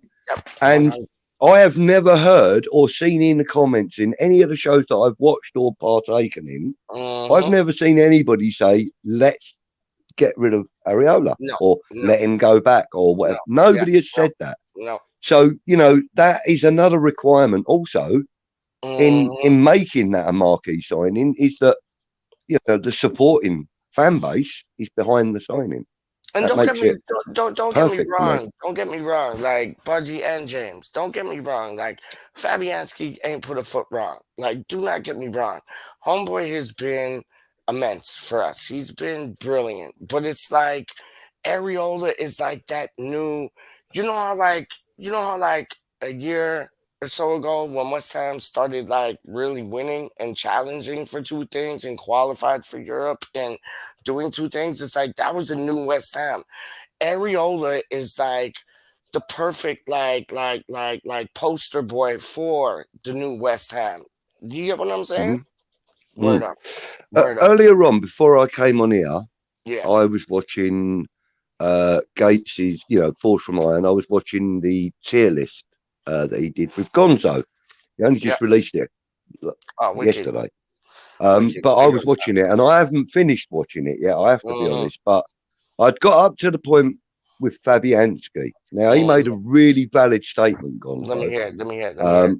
And he said, look, with Fabianski, yes, I would keep him for another 1 or 2 years because his age obviously lets him down a little. He said, you know, blah, blah, blah. He said, but the statement that I really agree with was that we have seen in the last 2 years, and it's up to you guys to which year you want to put first and second. Go on. But in the last 2 years, we've seen the best 2 seasons out of Fabianski. Agreed. Best season and second best season we've seen in the last 2 years out of Fabianski. Yeah, but he didn't have a bad season. Strike while the iron's hot and consistency, etc., etc. I get all of that. I do get all of that. Word up. But you know, there is obviously time for change, and if we want to be a big club, we've got to act like a big club. Word up. Right. We've got to make the right signings. We've got to play the right players. We've got to have the right attitude in the stands. We've got to have the right attitude in the boardroom. We've got to have the right attitude on the pitch. And most importantly, got to have desire. You've got to have desire. Desire and determination, isn't it? Fabianski is don't get me wrong, he doesn't lack desire. But what he does have is he's got many years of experience behind him, which is invaluable. And that's, you know, I say that Fabianski is a really important part of our club right now at this moment in time. We've just seen the 2 best seasons of his lifetime in the last 2 seasons. You get me? So, you know, I'm not so sure that he should be our number 2. I think that it should be a shared number 1 role, in my opinion. You pick certain games for each goalkeeper. Like, for example, like you said, James, Man City nailed on for Areola. Yeah. Man United nailed on for Areola. I think Chelsea is nailed on for Areola. And I think Liverpool is nailed on for Areola. But, I also believe that Aston Villa is nailed on for Areola. Bridget, let me show you. It's like back in the day when it's like it was Joe Hart and it was Randolph. Like, and that was under Bilic and Pellegrini, I think. And he just like kept rotating them. I love that because it keeps them on their toes. You don't know if like and the club that you're playing against don't know which keeper you're going to field on the day until the day. And you try and work. That works with any players. You know, And you know, James is back. I'll bring him back in. Sorry, I got it. Thank you, my G. But you know what? I got it, man. You know what I also had the thing thinking of, and you boys tell me if I'm wrong or right, or just like in PeacH land. But I had to think of the other day, and I was like, you had good players from the under 23s in the squad last season, yeah? Oh Yeah. shit! Hold up! Is she calling me? No, she's not. I wish she was, but she's not. I had like a thinking, an inkling, a feeling the other day, like maybe like I know Kieran thinks the under 23s are down here, then the first team's up here, and I understand that. I get that. I'm not saying he's wrong. I'm not saying he's right though, but I understand that. Yeah, I'm just saying. Do you think because Moyes is a bit more of a tactician than we all give him credit for? Like, he really is. And do you think maybe he didn't play the likes of the under 23s really against any Premier League oppositions and only against like Europa League because he wants that element of surprise? Like, nah, no, not for me, mate. I think that.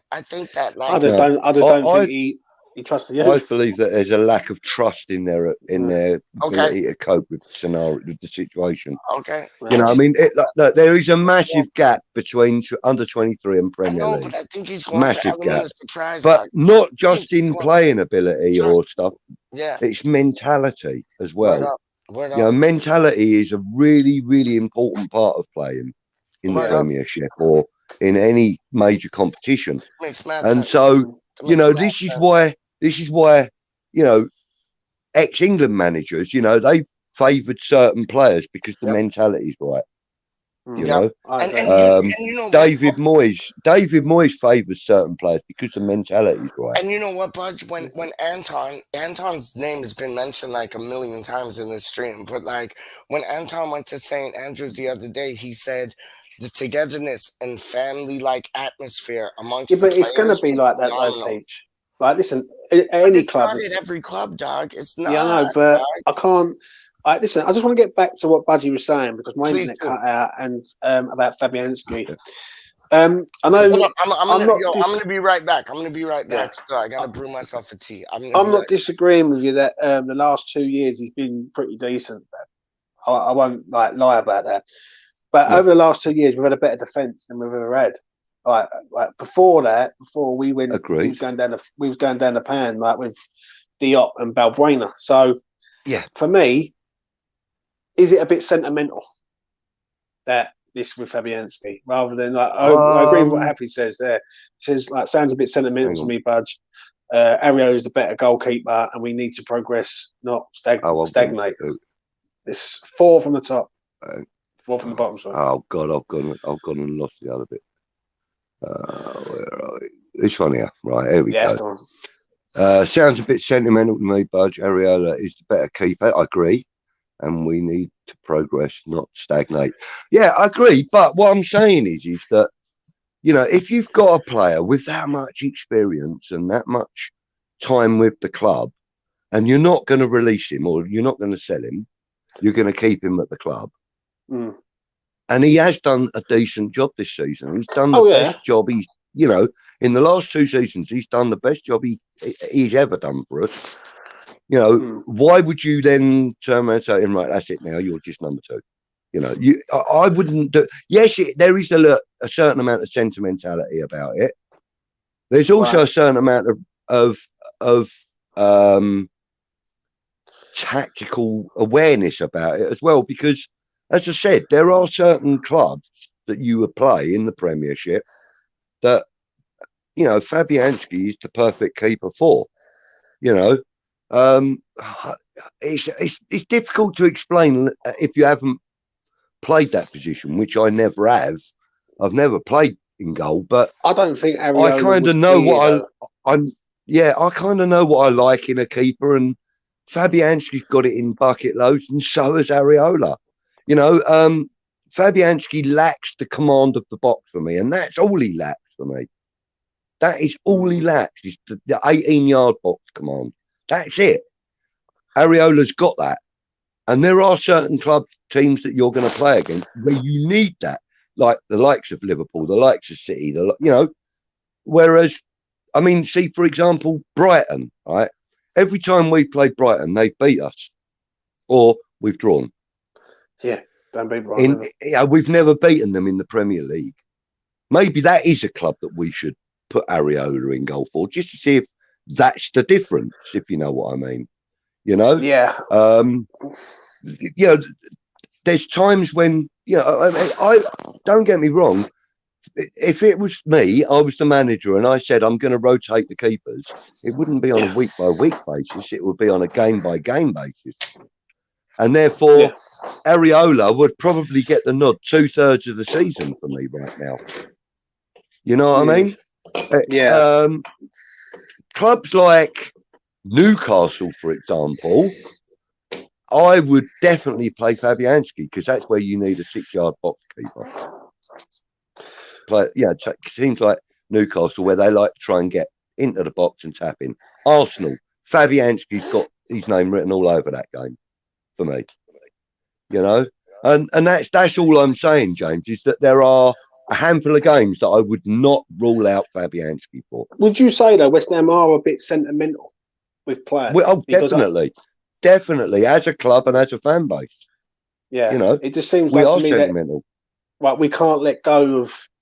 Like, I think sometimes we look at certain things. Like I look at the Antonio situation, and I speak to people when I've been doing these Twitter spaces, and people have been saying, agreeing with me that Antonio needs to be changed, and some people are saying you can't disrespect our top goal scorer in the Premier League era. And I'm like, well, I can, because he scored 10 goals. If you want to be a top club and competing for top honours, you need more than 10 goals from your centre forward. Do you know what I mean? Yeah. So it's an interesting sort of aspect, and that's why I look at the Broja deal and I look at other things as canters for our players rather than to challenge our players. Like, if West Ham was to go out and, for instance, sign Ivan Toney tomorrow and say, right, Ivan Toney's coming to West Ham, I think 95% of the fan base would turn around and say he's our number one striker. He starts every game for West Ham. Like, and that 5% will turn around and say, no, Antonio, what gives him the right? And you see what I'm saying? So there's got to be a balance. And it goes with the Areola Fabianski thing. For me, Fabianski has done well the last 2 years, but he's had Zuma there, which was a good thing. He had Zuma there last season. In the pandemic, he had a Bonner, and who else did he have in there? Balbuena was in there. Balbuena, yeah. And I can understand it, but before the pandemic, he got injured quite a lot. And his injury nearly relegated us because we had Roberto in goal. We had no idea what he was doing.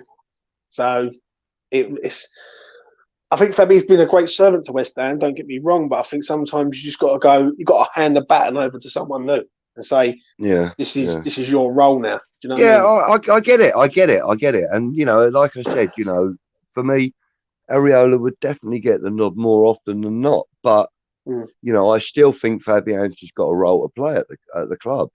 You know, not necessarily not just in the cup games or Europa. Although I would love to see him as our Europa keeper Europa Conference keeper this season. I would love to see that. You know, do you think it would disrupt the back four though? Having one keeper one week, another keeper another week, and that depends on. No, I don't think it would disrupt because look, we done equally as well in the Europa as we did in the Premier League, if not better. Okay, and not from week to week, but from game to game, they were changing goalkeepers. We were playing Areola during the week, and we were playing Fabianski at the weekend. Yeah, and we were playing the same back four generally most of the time. So no, it didn't disrupt them, and it wouldn't disrupt them again now. And how would that go? How would you go around that in that situation in regards of Europe? Well, like I said, you know, Areola would get the nod more often than not. But knowing David Moyes, he likes to have consistency in competition, doesn't he? So he would use probably Areola throughout the whole of the Premier League, and he may use Fabianski for the Europa and the Cup games. So if Ariolo, just for maybe. argument's sake, August the 7th comes and Fabianski's starting, does that tell you that Ariola's the backup goalkeeper for the rest of the season again? Really? It would insinuate that, definitely. I would have to say it would take 5 or 6 games for me to make that decision, though. Because the way I would look at that is you're playing the best team in the country, the champions. If you go with Fab on that first game, to me, that says all we need to know, really. I think if he does go with Fab there, I think it's well, he terrible. went with Fabianski in the last game, last home game this season against City. But I think he couldn't really change. It shows consistency to me. Yeah. That's all that he's going for, really. I'm not saying that. Look, I'm not saying that if he plays Fabianski, it doesn't mean that. And I'm, but what I'm saying is that, you have to let the season progress a little. 4, 5, maybe even 6 games. See who he's playing on a regular basis in the Premier League as to know who's the number one. Really, I think. So what's your starting 11? I've got a feeling it'll be what for the City game? Ariolo in goal. Creswell out on the left. Zuma and Aguerd in centre. Although he's not proven yet, I think he's good enough to put straight in. Would you put a Bonner in there? No. I agree. No, I wouldn't. I love a Bonner and I admire what he's done for the club and with the club. But right now, he's got to earn his place in that starting 11 for me. He's a backup. I think he's a backup to Dawson. If I'm being perfectly honest with you, right? Do you know what I mean? Yeah. I don't think he's a backup to Zuma. I think if anything, it would be Aguerd would be the backup to Zuma, if anything, because he's got the left foot. And I see it like that. But I think Aguerd and Zuma in the centre. I'm trying to decide whether I would start Johnson or Soufal. I'll come back to that in a minute. In the centre, I'm assuming he's going to play the 4-2-3-1 formation like he has been all season. So it would the depth obviously be Souček and Rice in front of the back four. Across the centre, obviously Bowen on the right. I think I would try the first half with Masuaku on the left, if I'm honest. And Lanzini in the centre. I think he's the best number 10 we've got at the moment. And if we don't sign a striker right at this very moment, it's got to be Antonio up top. But if we sign a striker, then we'll make that decision. But going back to the right back, I think I'd start Johnson, if I'm honest. I agree, mate. I agree.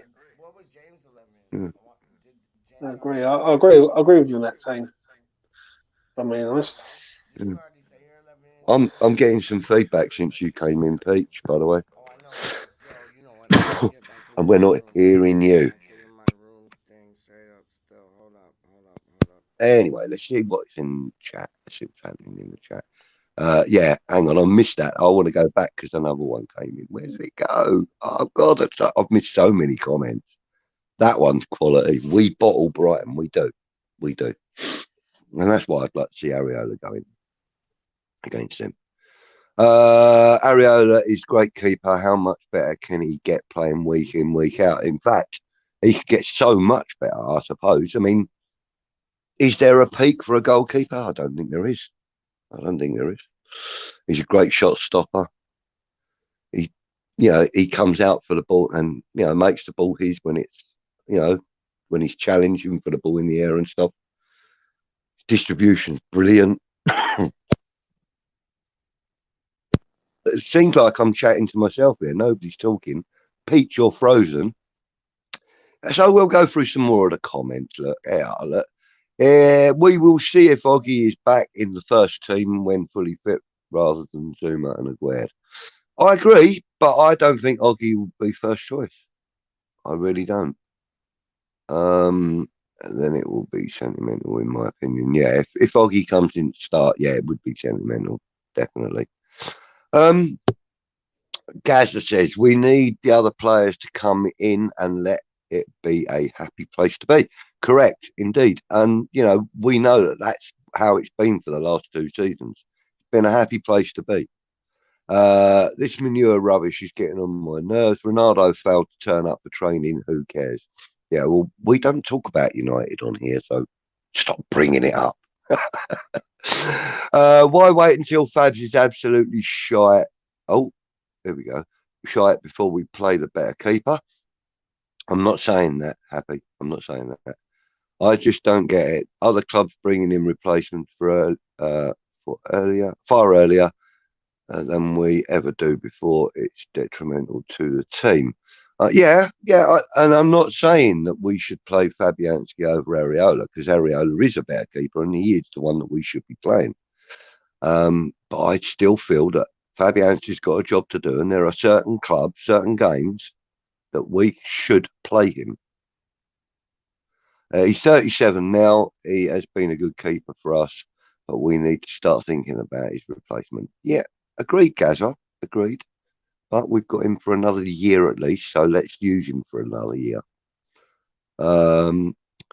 Let's face it, we need to sign quality signings, or we will be back to mid-table mediocrity. Maybe the fan base will be happier. Robert says, I don't know. Listen, we're only a week into the window. Is it a week? 8 days? 9 days? Stop panicking. They're on it.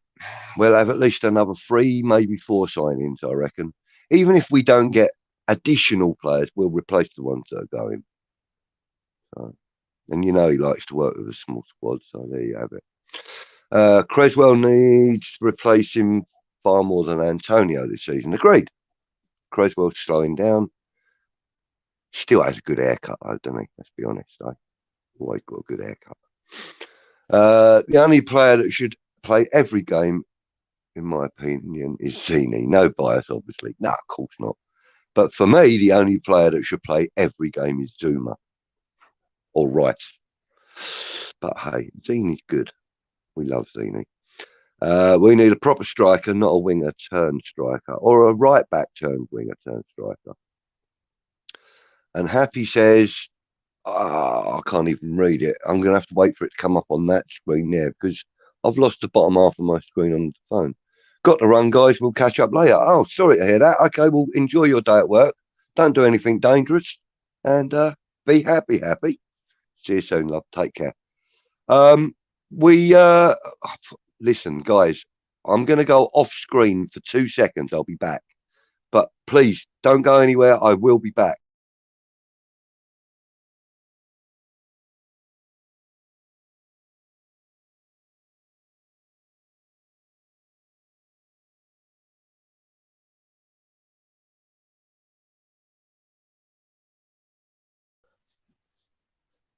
There you go. As promised, I am back. Who have we got? Oh, PeacH is not actually in. He's in the room. I am there. There we go. Right. Okay. Okay. So, you know, with the Areola thing, he should be our number one. He definitely should be our number one. He's earned the right. He's definitely earned the right. And, you know, oh, just in case you're wondering, people, I know you can see it anyway. They're not 4Now shirts. They're my shirts. They're me. I should be playing in place of 4Now, really. Yeah, okay. Unless Areola is injured, Gaza says, first game, then it's Areola for me. Yeah, I get you. Yeah, agreed, 100%. Okay, so let's look at the number 10 position then for a little while. I'm openly admitting that I think that Manuel Lanzini is our best number 10. That's my personal belief. And I know that others would say, well, try Benrahma there, he would be it. Or try Vlasic there, he would be it. I don't disagree with either of those. They would be great in that position. They are great in that position. But for me, Lanzini's the one at the moment that makes things tick as a number 10. I much prefer having... I feel a lot more confident knowing things that happen in front of him if Lanzini's playing in that 10 position. I'm not so keen on him playing out on either wide position or further back in defensive midfield. Not so keen on that because that's not his favoured or his better position. Lanzini's much better as a number 10, and I think he's our best number 10 at the moment. Having said that, that I think even Jared Bowen would be a decent number 10, as great as he is out on that right wing. You know, if we were to sign somebody like Cristiano Ronaldo, for example, just, you know, hypothetically speaking, he would be favoured out on the right, wouldn't he? So therefore, Bowen would be displaced. I don't think he would be displaced if he was playing the number 10 role. That's all I'm saying. I'm just giving you hypothetical situations. So we've been running now for an hour and 50 minutes, and I haven't eaten yet, so I'm going to need to eat very soon. So let's see where PeacH is, if he's going to be able to come in. Let's add him to the stream. PeacH, are you there, buddy? PeacH? No, he's not there. Okay, let's remove him then. He'll come back in. I'm probably going to give this another 10 minutes and then I will end the stream. I've got messages piling up behind the screen and everything. It's ridiculous. Anything else? If there's anybody in the chat wants to give me something to talk about, please do. Got any questions? I'll try and answer them. If not, I'll Google the answer. Yeah, give us an idea if there's anything you want to discuss for the next 10 minutes or so. Going back to the Lingard scenario, the Lingard saga. Yes, I am sick of it. I am going to mention it one more time. I'm not 100% certain he's going to sign. I would say I'm probably 50-50. He would be a great asset to the club, I believe.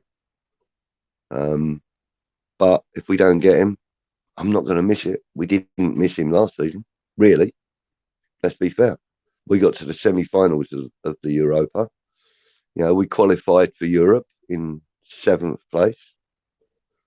So let's continue to move onwards and upwards as a club. There isn't too much I can say about the Lingard saga. It needs to end. It needs to end. That's what it needs to do. Okay, guys, I'm going to wrap it up because there's not really much else I can say. PeacH will probably come back on at some point later on today. He's obviously got some personal stuff to deal with. Excuse me. I've got some personal stuff to deal with, like my stomach's screaming at me. I've got a bit of housework to clear. So I'm going to get on with that. I want to thank everybody that's been in the chat and commented. Everybody that's liked the stream. Hopefully there's been a few that have liked the stream. And let's hope that you've already subscribed to the channel. I know most of you have. But anybody that's going to watch this after it's gone live, so as a rewind or whatever you want to call it, thank you for joining us. Thanks for sticking through to the end. 2 hours almost. Hopefully you've enjoyed most of what's been going on. I know it's just been a lot of old waffle since it was just me, but hey, you know, that's how it is. Unless I've got anything specifically detailed, I don't know what people want me to talk about, really, to be fair. So I'll just waffle and talk about stuff. Oh, hang on. Wally Welch just turned up. Morning, Wally. Unfortunately, I'm about to wrap things up. Been going for 2 hours almost, and PeacH has kind of got personal stuff to deal with, and James from E20 Zone was on here earlier, and he's gone now, so I'm just kind of wrapping things up, Wally. But it's lovely for you to join us, mate. And I will give you a private message on WhatsApp, actually, mate, because we need to talk about getting your in-crowd done again properly this time. Yeah, so everybody saying hi to Wally. He needs coffee. I need coffee as well, actually. It's 11 a.m. for me, and I need some coffee. I haven't had one. Oh, I've had one this morning. I need more. I've got to go and buy some coffee. I've got to go and buy some sugar. I'm in a terrible state. Anyway, guys, thank you very much for joining us. And as I said, Wally, I'm sorry you've joined us right at the end, but oh, hold up. It's a good question. What are my thoughts on AvoCado being loaned out? Well, if he's not going to be given an opportunity in the first team, it wouldn't be a bad thing for him. Might not be so good for the under-23 setup. He was integral last year, which is why, you know, we finished in second place, I believe it was, in the PL2. I think it was second we finished, or third. I don't think we finished top, although we were in first position for a good few weeks of PL2. We were first. I think we finished second or third, but AvoCado was integral to that. So loaning him out may be detrimental to the under-23s, but it would be very, very good for the player. And AvoCado, to be fair, deserves to play. I'm kind of on the fence with it, Rob, as I've, you know, for the reasons I've just explained. Selfishly, I wouldn't send him out on loan. But if I was thinking of the player, he would definitely go to somewhere like, I don't know, Gillingham, or, you know, somewhere like that, or Peterborough, maybe, you know, or even Wolves. You know, now that they're down in the Championship, aren't they? They went down, didn't they? No, not Wolves. What am I talking about? Watford. Maybe them, you know. Loan AvoCado to them and get Dennis in return on a permanent deal. I don't know. Oh, fucking hell, I've done it again. I'm not going to be able to end the stream unless I go out of the bloody... Oh, how daft am I? And I can't see all the comments either. Sufan needs to be given the chance. Hold on, let me see it on this screen because I ain't got my glasses or anything. I'm really not. Needs to be given a chance. He's had an op. He will come good again. Yeah, agreed. He will. Bear with me 2 seconds. In fact, guys, I'm going to end the stream if I'm honest with you. It's been 2 hours. I've kind of got stuff to do. Unfortunately, I will try and get back on with PeacH later if he comes on. But as I said, I've got stuff I need to do first. So, guys, girls, thank you so much for joining us. I'm going to go off screen for 2 seconds, then I'm going to come back and end it because I can't get to the end button for some reason. I don't know what I've done here. Oh, hold on. Wait a minute. If I do that, and then I do that, everything comes back. I've just... Hey, part-timer. Oh, me? Part-timer? Leave it out. Leave it out. Mind you, though, I did get 11 hours sleep last night for the first time in probably 5 years. Normally I get about 4 hours. That's usually my limit, 3, 4, 5 hours. But last night I got 11 hours sleep. So that's why I'm being a bit of a part-time, because I fell asleep early, woke up late, and I've done no housework. My house is a complete mess. So I've got stuff to do. But anyway, guys, girls, thank you very much. I'm going to see if there's a video I can play to lead us out with. I'm not familiar with PeacH's video list anymore. So, oh, I like that one. I'll play that one. Here we go.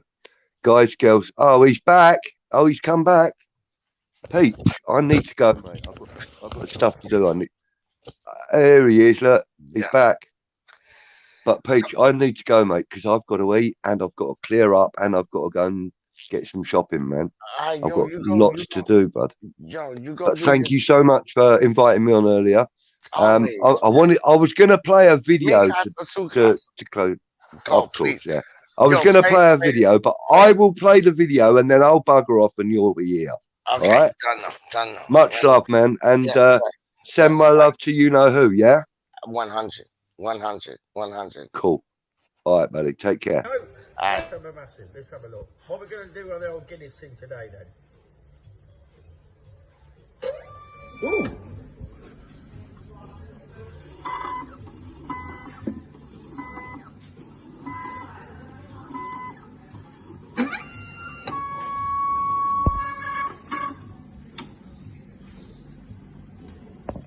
WeStHaM and massive, everywhere we go, everywhere we go.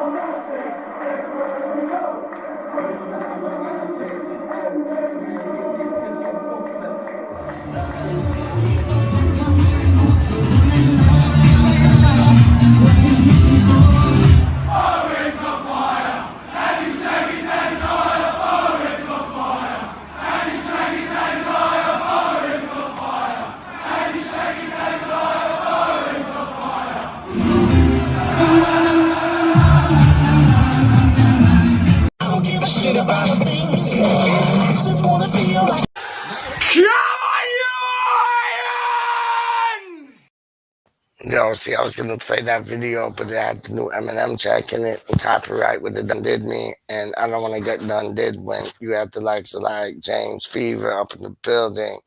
Yo, you had the likes of like my brother from another mother, like Budgie Boy in the building, dog. I ain't even playing with you, real talk, man.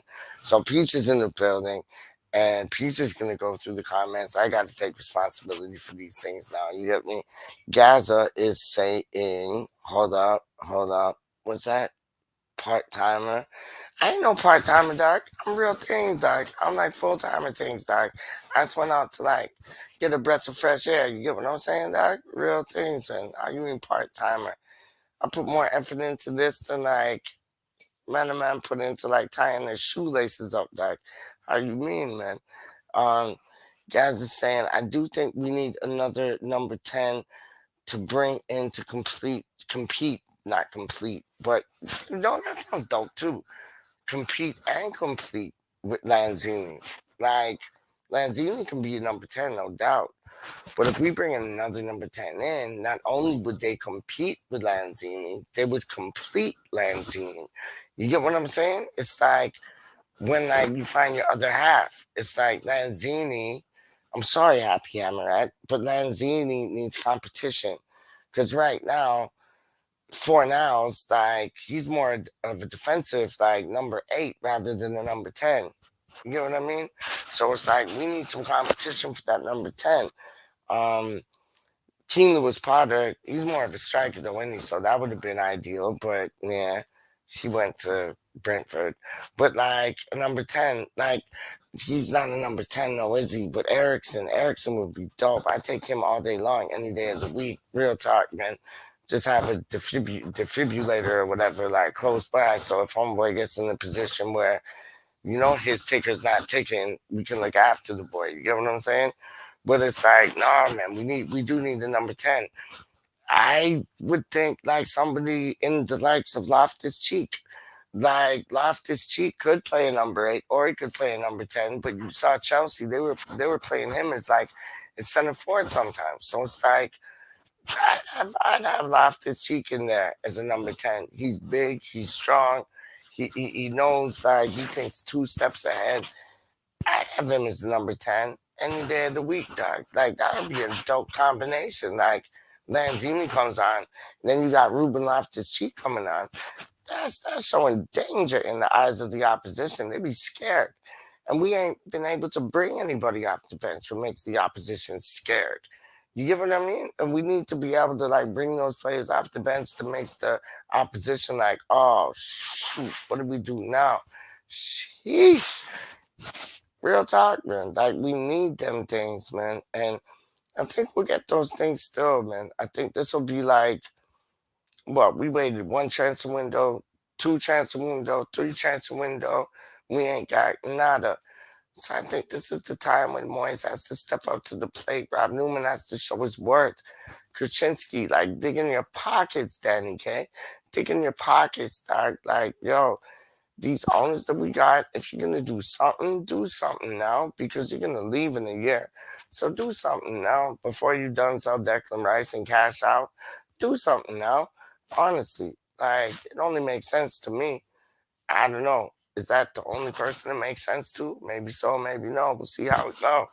That's what Robbie S is saying. Be good. Yes, sir. Be good. 100. That message to Budgie. Oh, word up, word up, word up. I thought that message was to me because I like went out, got like 2 things of fresh air. You know what I mean? It's like, yo, the streets never sleep around these ways, dog. Real talk. Streets don't sleep around these ways, dog. Like, man have to be on their game. Straight up, man. But like, that's a different story, different video, different subject and all. We have Mr. Chevy Chase, aka Mr. Fletch, aka Mr. Wally World in the building. What are you saying, my G? I hope all is well with you, man.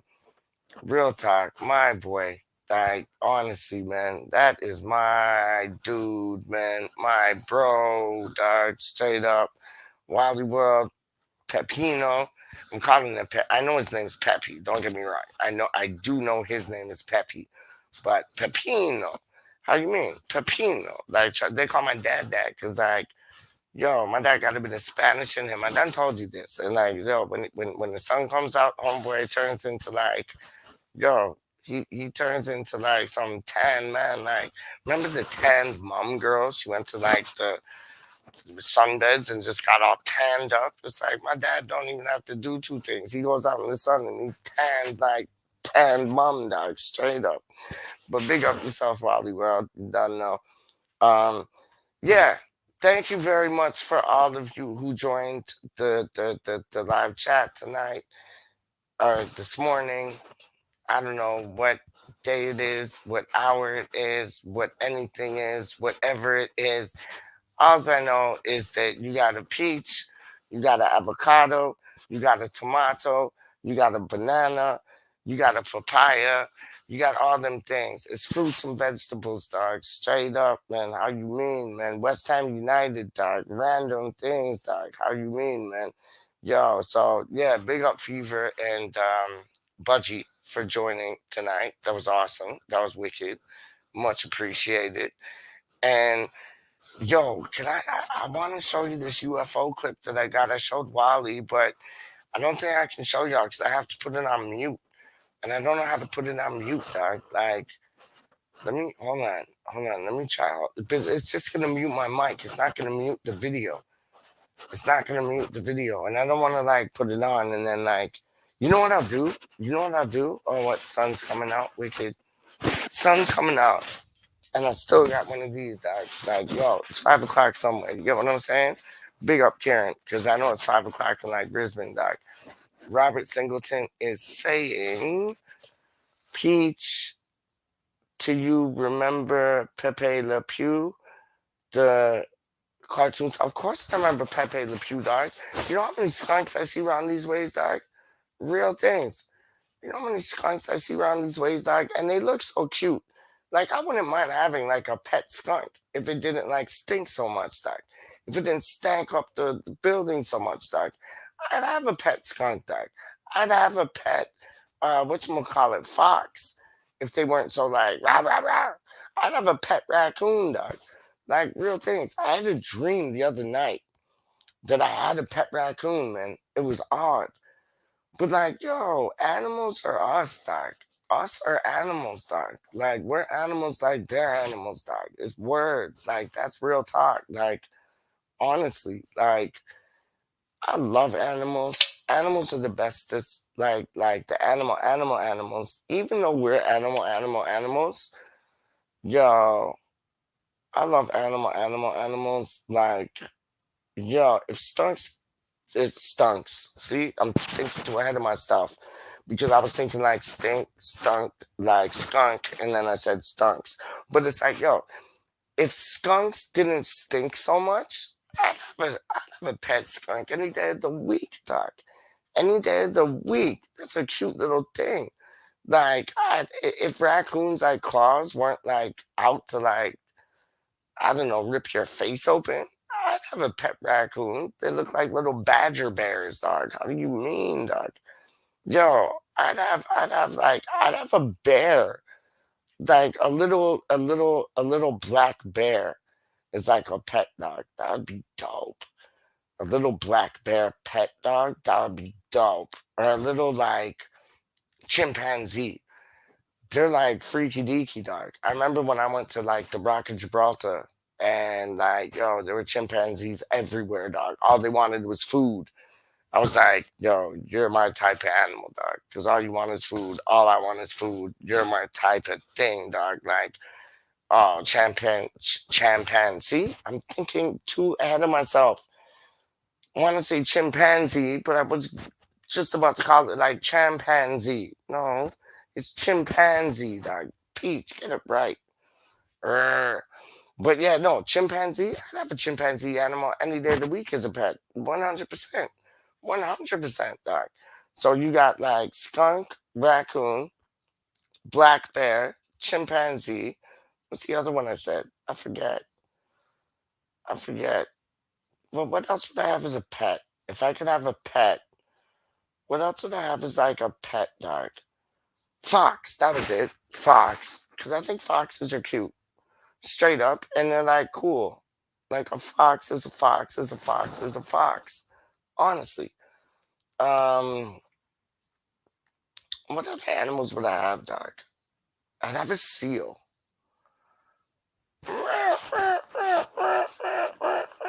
I'd have a seal, dog. Straight up. I think seals are dope. Dog. Just have like a pool outside with a seal in it. And then they could like jump out the pool and like do his clapping thing. Make me feel special every day. Like I'd go out and just clap. It's like I got a standing ovation every day when I went out just from a seal, dog. If I could have a dog, I'd have a Rottweiler, a female Rottweiler at that. Word up. That's 100% word. Because they're the most loyal dogs I've ever like come across, man. Those and boxers. Boxers are dope too. Straight up. But like, yeah, a Rottweiler for sure. For sure. Okay, it's past 6 o'clock in the morning. I can go to Tim Hortons and get my breakfast sandwich. How do you mean? PeacH is chilling. I'm rum killing. Like a Sicilian civilian. While he's laughing at me. Hold on, let me get this. Hold up. Pepe Le Pew, Pepe Le Pen, Pepe what? Pepe Le Pen. No, Pepe Ren, dog. That's my last name, dog. So it could be called like Pepe Le Ren. That sounds even doper than Pepe Le Pew, dog. Pepe Le Ren. How do you mean, dog? Pepe Le Ren. Yo, I might have to get this skunk now, dog. Like, just like, you know how you can neuter like dogs and things so they don't like get other dogs pregnant? Like, maybe I could like, I don't know, do something at the vet so it like, it won't like stink up that like nasty aroma, dog. It's not that bad of an aroma. And funnily enough, when I went on my balcony just now, there was a skunk that let off two things, dog. Like you can smell it. It smells like ganja. It smells like weed, but like it has like, it's like weed that's gone bad. You get what I'm saying? It's like ganja that's gone bad, dog. Like, yo, I ain't playing with you. But funnily enough, when I just went outside, smelled skunk things still. So, like, so yo, Pepe Loren, don't know. That could go on. Like Ralph Lauren things. Like, how you mean? What's Robbie saying? Hold up. I gotta get my mouse on the thing. My mouse likes to play up, dog. Okay. Pepe was always looking for love. He was. But PeacH ain't looking for love no more, dog. PeacH found love, dog. So I ain't no Pepe Le Pew, dog. PeacH found love with like the best girl in the world. Straight up. I ain't even playing with y'all, man. You think I'm joking? Then you're smoking. Because, like, yo, PeacH found fire. Straight up fire. Like, model type things, fire, dog. Like, I don't know how this happens to me, man. It's like, I'm 5 foot nothing and not the best looking youth in the world, dog. But, like, my standards are set so high that, like, when two things come along, I get two things. You get what I'm saying? And I found two things, dog. And like, yo, trust me, man, it's mad. It's mad. Like, yo, I always shake my head at them things, dog. I always shake my head at them. I don't know how it works out. I don't know why it works out. I don't know. Like, it's, yo, crazy, man. Wally World is laughing. Yes, hold up. My mouse is like playing up on me. Hold up. Is Wally World laughing? Yeah, Wally World's laughing his ass off as usual. Big up Wally World. Yo, Robert Singleton, do you feel special now? I always feel special. Doc. Like, I don't need a gal to make me feel special, or I don't need a girl to make me feel special. I always feel special, Doc, because like I'm a force of nature still, you know.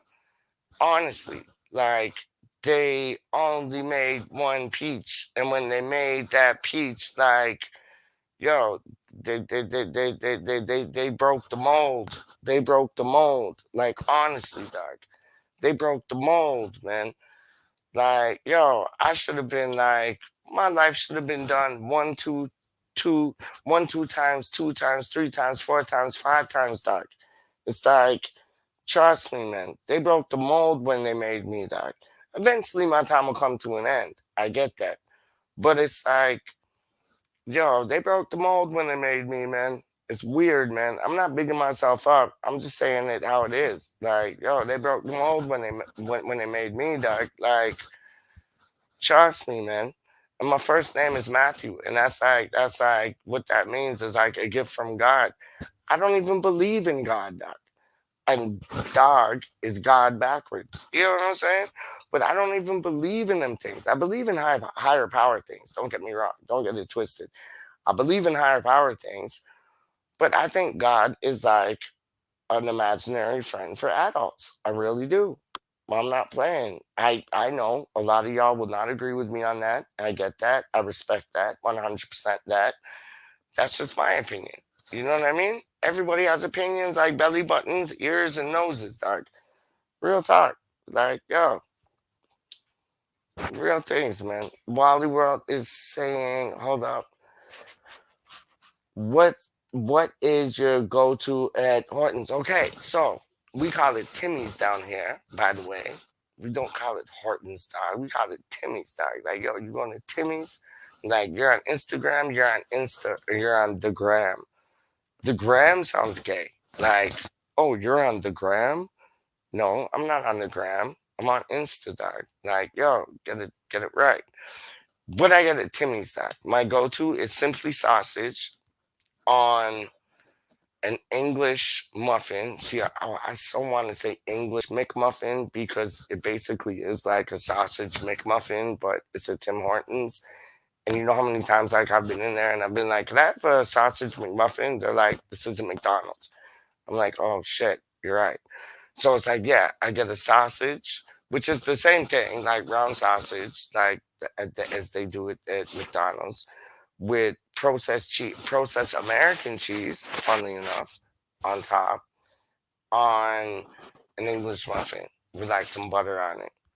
I'm going to go get one just now. How do you mean? I'm going to get one just now with a steep tea. Straight up. I hate coffee. Wally World, I love you to bits and bobs. Even my girl, she loves coffee too, right? Like, the only coffee I can drink is like cafe mocha or like a cafe latte. It either has to be cold or have hot chocolate in it. Real talk. But yeah, you know what? I still got some of this left, you know, so I might just like get the simply sausage with cheese on it. No egg, no thank you. Just like simply sausage with cheese on an English muffin, buttered. Yes, please. And I don't like butter on sandwiches. It's mad. I do not like butter on sandwiches, but I do not mind butter on an English muffin when it has like sausage and cheese on it. It's weird. Like, yo, you give me like a salmon sandwich or whatever with butter on it, I'm not eating it. You give me like a salami sandwich with butter on it, Bridget, I'm not eating it. Like, you give me ham sandwich with butter on it, I'm not eating it, dog. Tuna sandwich with butter on it, I'm not eating it, dog. I don't know. I do not like butter on sandwiches, but yet I'll have butter on like a Simply sausage with cheese English muffin at Tim Hortons. You get what I'm saying? It's mad, dog. It's mad. Mad dog. Joe Cocker and the Mad Dogs. Big up. But it's mad. It's like, yo, I don't know, dog. I don't know. Like, I remember, I think it was from a bad experience. I really do. I was in grade 2, right? No, it was grade 3. Not far off, but I was in grade 3, and we had one of those days where, like, somebody in the class made a sandwich for you, and you made a sandwich for them. And, like, yo, this gal made me a peanut butter and jelly sandwich with butter on it. And, like, I took one bite and couldn't eat it. Like, a peanut butter and jelly sandwich to me, dog, is just peanut butter and jelly, peanut butter and jam. That's it. Raspberry jam at that. So, like, yo, it has to have raspberry jam, peanut butter, 2 slices of bread, done. Like, I never got past that in my whole life after she put butter on it. I just was like, ugh.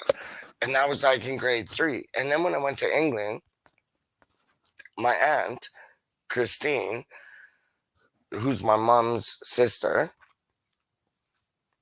me and her husband, Derek, rest in peace. What a man, what a legend. He was the bomb. What a man. Like, he was the shiz knock, shiz shit, shiz the best, shiz, like, he was the shiz knock. Excuse me. That's this dog. But he was the shiz knocker proper. You get what I'm saying? And we went to Tower of London Tower. You know what I mean? We went there.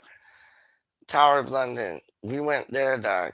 And like, yo, his wife, Christine, who's my mom's sister, she made us sandwiches. I love a sandwich, but you gotta do it right. A salmon sandwich has to include celery. It has to include like spring onion. It has to include cucumber. That's all I want on it. And then mayonnaise. You get what I'm saying? Or Heinz salad cream. You get what I'm saying? Done. More so Heinz salad cream. Real talk. But like, yo, she made a salmon sandwich. Like, she had the salmon up in there. Like some red sockeye salmon thing. Wicked. And then there was no cucumber. No spring onion. No celery. So you didn't get that crunch. You get what I'm saying? And then she put butter on it, doc. Like, I had to run to Manzi's on Tower Bridge just to get like pie mash. Cause like, oh, it's like butter kills the sandwich, dog. Butter just takes over. Like, all you can taste is that.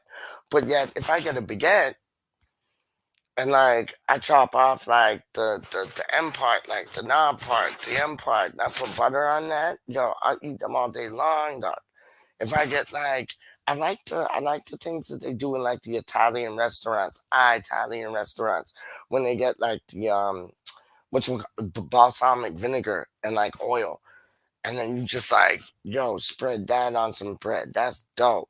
But butter for me in sandwiches, no go. But it's funny how I like, you know what I mean? Like a McMuffin from McDonald's, like sausage and cheese with butter on it. I'm down.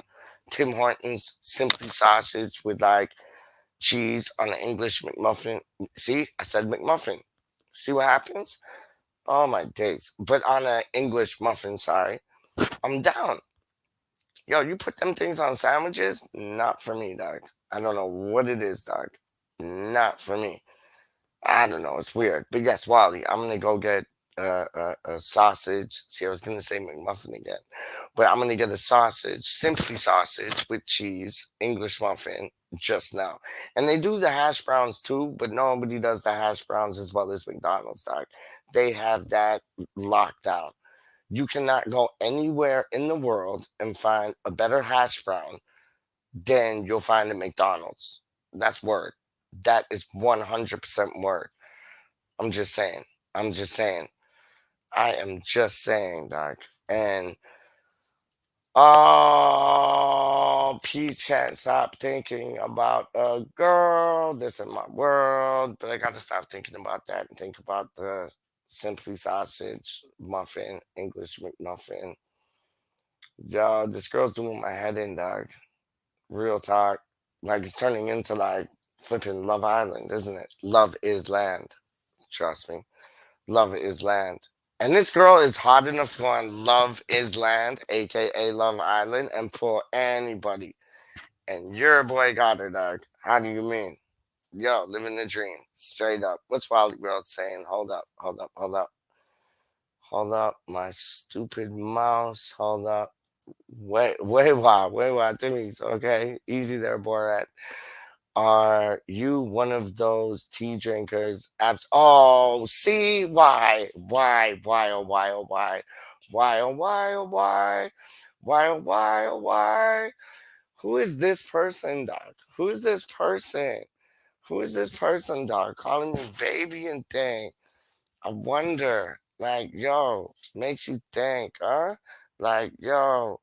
I'm just saying, man. I'm getting off stream now because, like, yo, certain things are calling. Like, London's calling, Toronto's calling, yo, Sacramento's calling.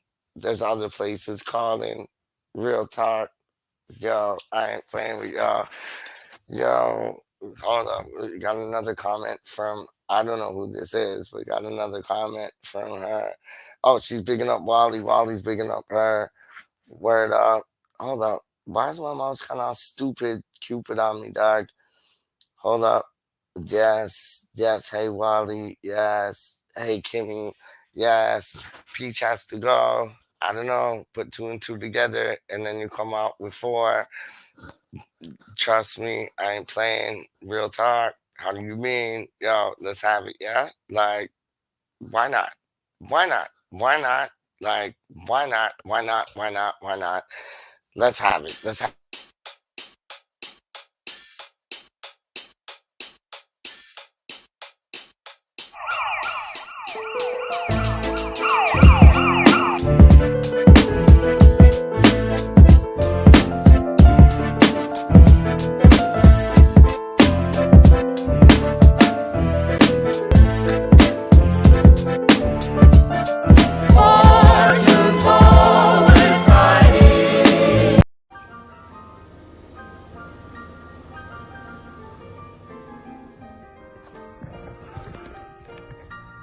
We are fucking massive.